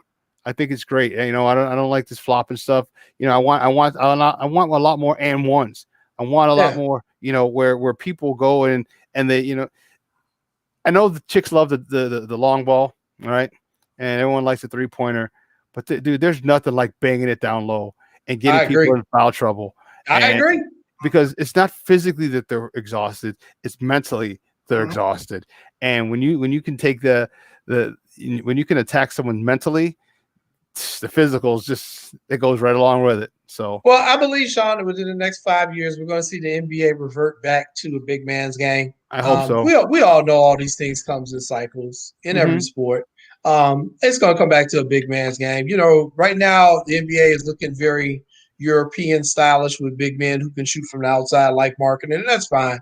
But it's just going to take that one organization that finds that one dude who's a beast down low. I think New Orleans has that guy in Zion Williamson. They got to be able to build around him. But I think you're going to start seeing more teams saying, hey, if we can get a monster or two down low while everybody else is shooting from the outside, we could just beat up on people physically and out-rebound them when they're missing all these three-point shots. I think that's going to be the next wave. And I'm going to talk about that tonight with Lance on What's Up, Cuz. It's going to be one of the topics we talk about. But, I really think the Bulls have a good chance here if they can add a little bit more size on their front line, along with their new coaching. It's going to be a very interesting season here. They could be the surprise team in the East. Remember last year, you and I and Maya were talking. We were saying the Bulls should make the playoffs in that crappy East. We were like, they should at least get the 8 seed, if not the 7.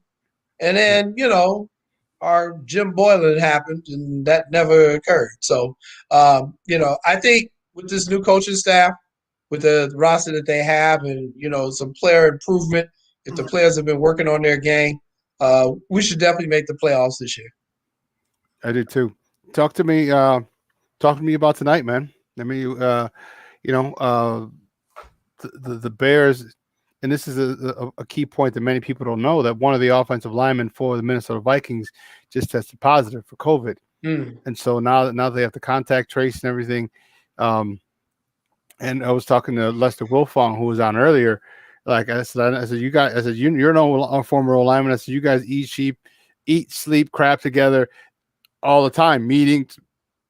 So what happens now if 2 more linemen can't make the trip because of the tracing, the contact tracing? So now Minnesota's in a whole bunch of mess, because not only are there some of their regular linemen, their starters out, but now you got the backups who are out. And now they're going to look like the Bears, where you got the undrafted free agents.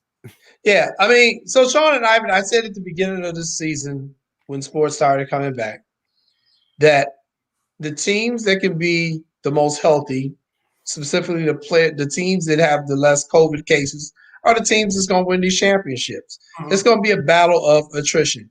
Right now, we are seeing a huge spike in the United States. This second wave is here.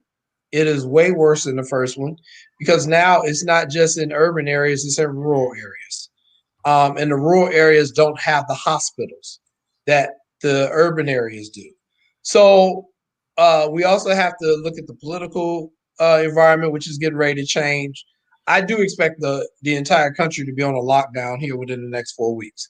That said, I'm not sure if sports are going to be able to continue because the rate is just multiplying so fast. And I've spoken with two of my friends who are epidemiologists. I've spoken with two of my friends who are emergency room doctors and one who's an emergency room nurse. And they've all told me, Jason, get ready because right after Thanksgiving, because people are going to be getting together for family gatherings. They're like, probably that first week or second week of December is going to be the roughest we've ever seen. And things may be shutting down. That said, as it relates to tonight, I think the Bears have just regular football injuries. David Montgomery out. The offensive line still beat up like crazy. Minnesota's got some issues. Kirk Cousins is 0-9 on Monday Night Football. We got to throw that out there.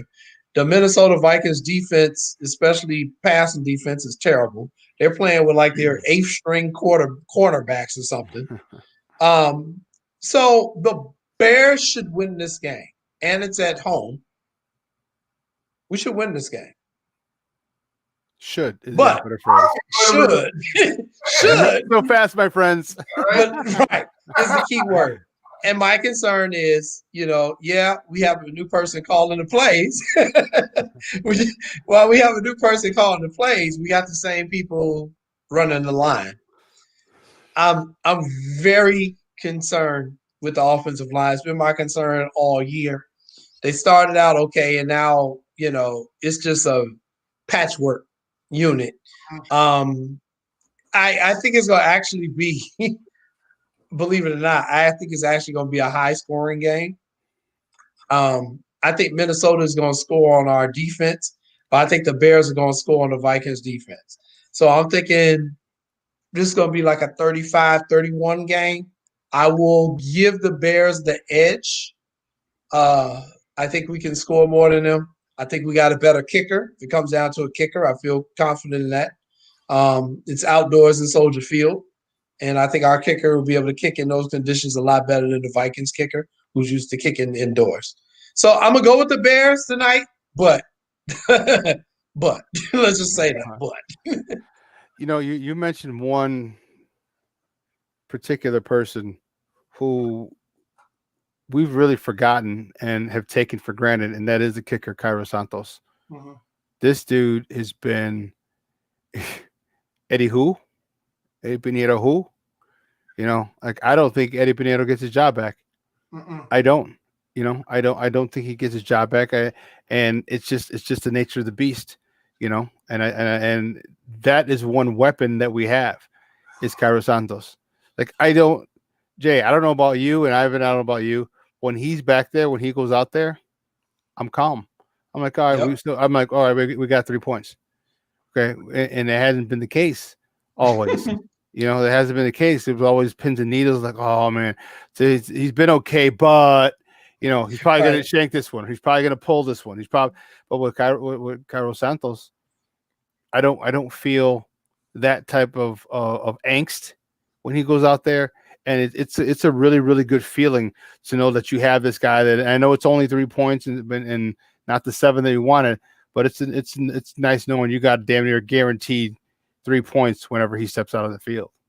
I find myself a little more confident. I don't know how you feel, Jason. I find myself a little more confident, but when it comes down to it, like you're nervous at any kicker, any big time kick. You're kind of nervous. It's the chip shots that I'm worried about.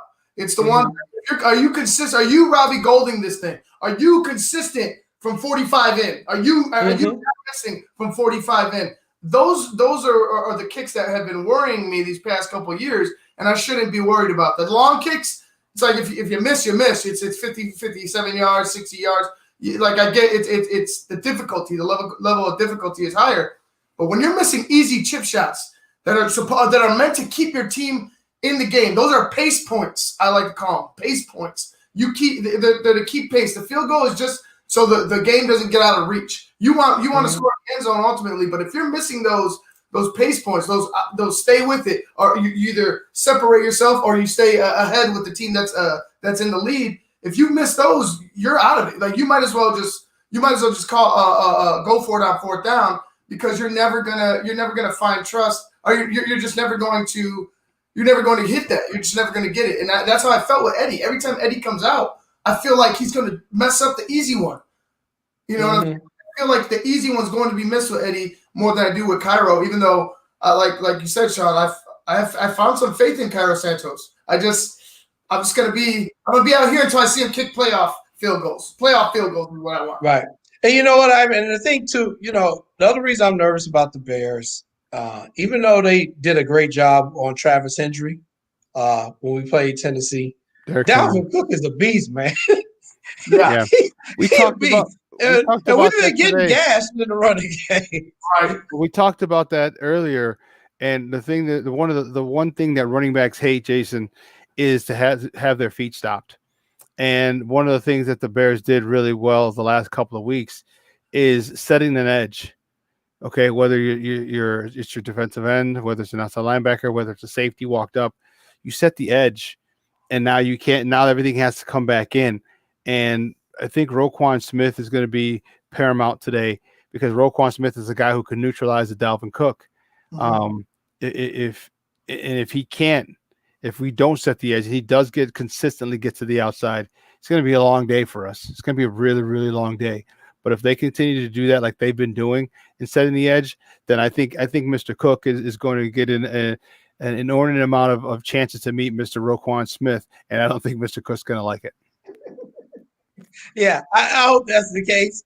It's going to be interesting. I think the game in the trenches is going to be really fun to watch when Minnesota is on offense and the Bears on defense. I'm going to really be looking at those battles on that line because I know they want to get Cook going. They got to. I wouldn't put my faith in Kirk Cousins, even though he's got one of the best contracts in football. I wouldn't, if I'm a Vikings fan, I'm not putting it in Kirk Cousins' hands. And let's not forget, Minnesota started off terrible this year. They've only gotten hot the last 3 games. They've actually done the opposite kind of the Bears here. Right. So, there's a chance for us to see horrible Minnesota again and good Bears. We'll see if the play calling switch gives us a boost. I think more so than anything else, it'll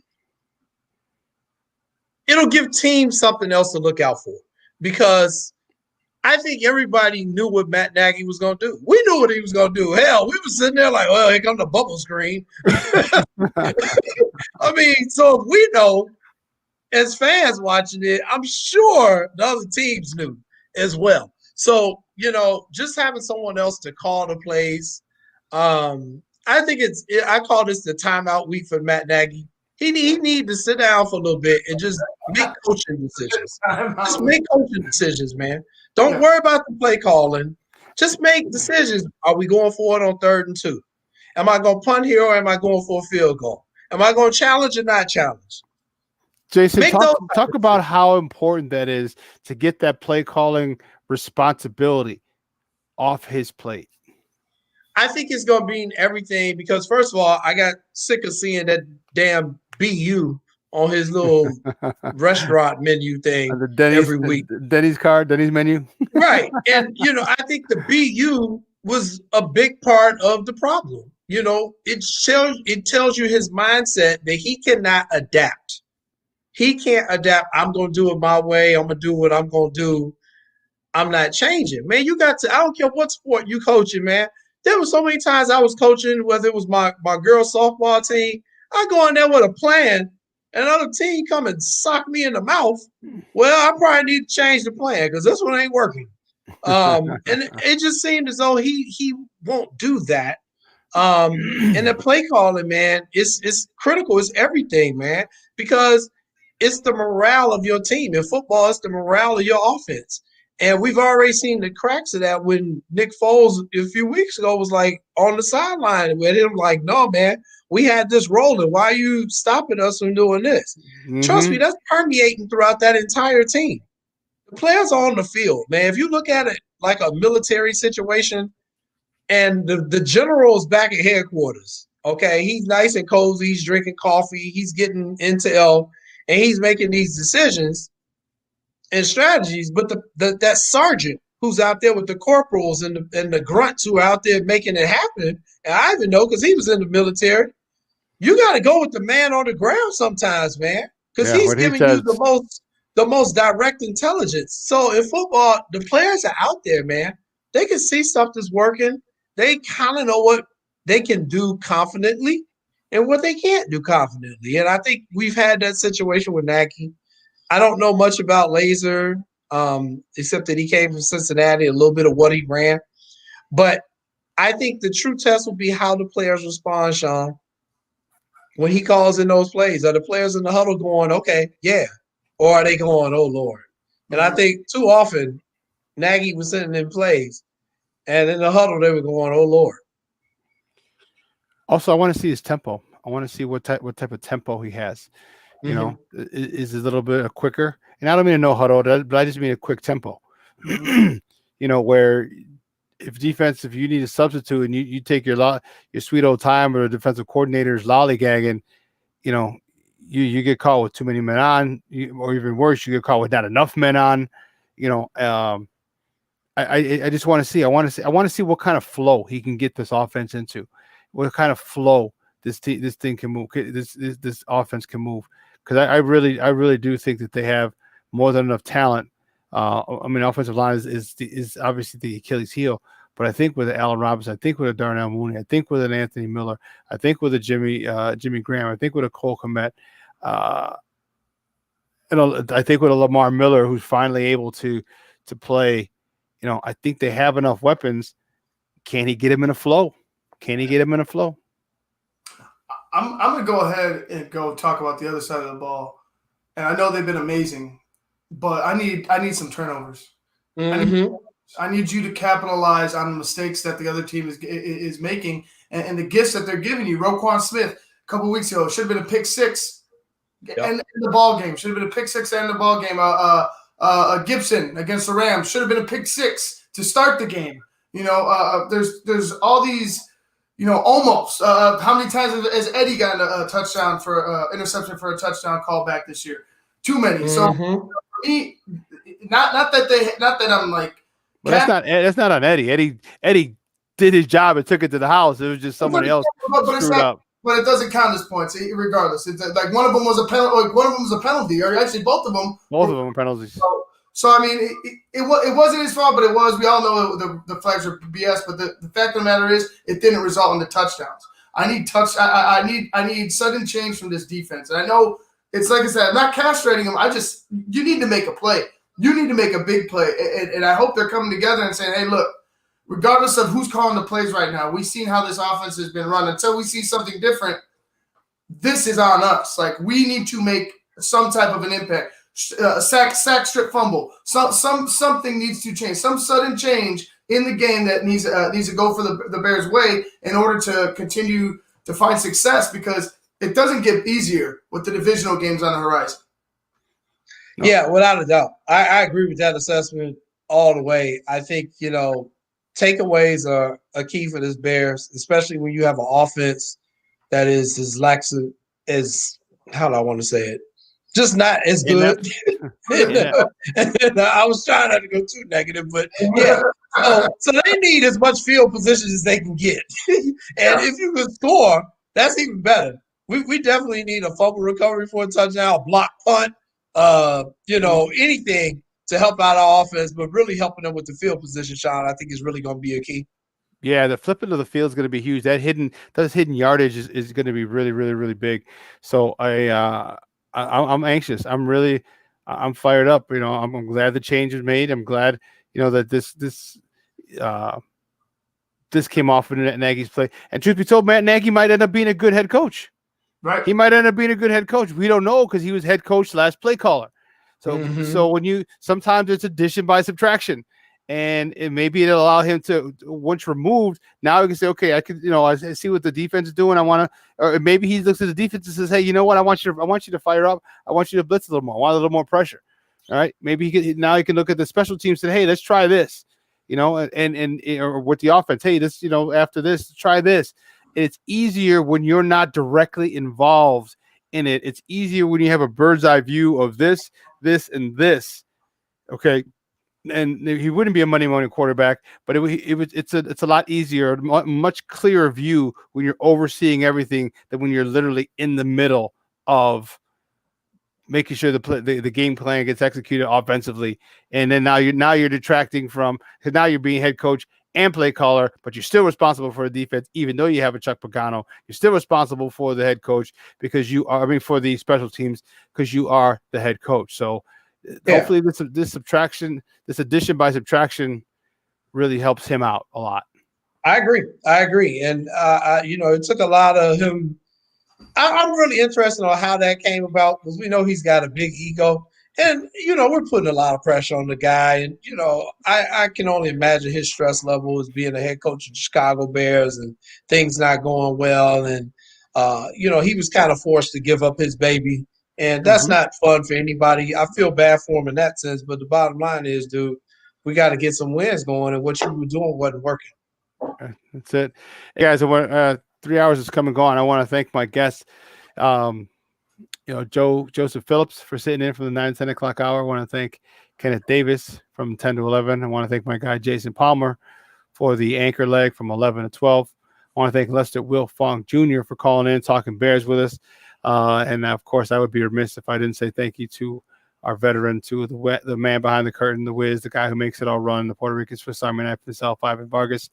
I want to say thank you to our technical director, Elliot Baez. I want to thank Clarence Council. He is our social media posting guru. And then my co-host in absentia, Maya Kai, guys, was, all together, came out to another great show, and I'm truly appreciative. So we're going to take a Shawn and Maya, that is going to take a 45-hour break. Okay. But I'm going to be back today. Jason, what time are you on again today? I'm on today from 5 to 6. You're joining me at 5:30, and Ivan is joining me at 5:45. Joseph Phillips is joining us at 5:05. So we're going to talk some NBA talk for the first half hour, and then we're going to bring you on and Ivan on, and we're going to talk some football. We're going to get into a little college football talk with you today, because I know you're Irish. They won over the weekend, and so did my Hurricanes. So we got some good football to talk about, baby. Even though you screwing me, man. You ahead of me, and I can't. I'm trying to get my rematch with Clemson, and y'all keep messing me up. So I'm at 5:30 with you guys, huh? Okay. Yep, you're with me at 5:30. Oh, so excellent. And then the barely pregame leading up to the Chicago Bears game, Monday night game against the Minnesota Vikings. So for my co-hosted absentia, for everybody here, for Jason, for Ivan Vargas, I'm your boy, the Superback Shawn Sierra. We will see you tonight. Make sure you tune in tonight starting at 5, leading all the way up to game time. So listen, make sure you download the app, SportsZone Chicago, wherever you get your apps from. Make sure you subscribe to our YouTube channel. Make sure you like us on Facebook, SportsZone Chicago. Make sure you like us on Instagram, SportsZone Chicago. Make sure you like us on Twitter. You follow us on Twitter at SportsZone Shy. That's CHI, SportsZone Shy. So until then, we'll see you a little later tonight. But Shawn and I will be back in about 45 hours. But we'll be back today. And, 5 hours already. Holy cow, it's already noon. I didn't realize that. Time flies when you're having fun. We'll see you guys shortly. And till then, I got 2 words for you. We out.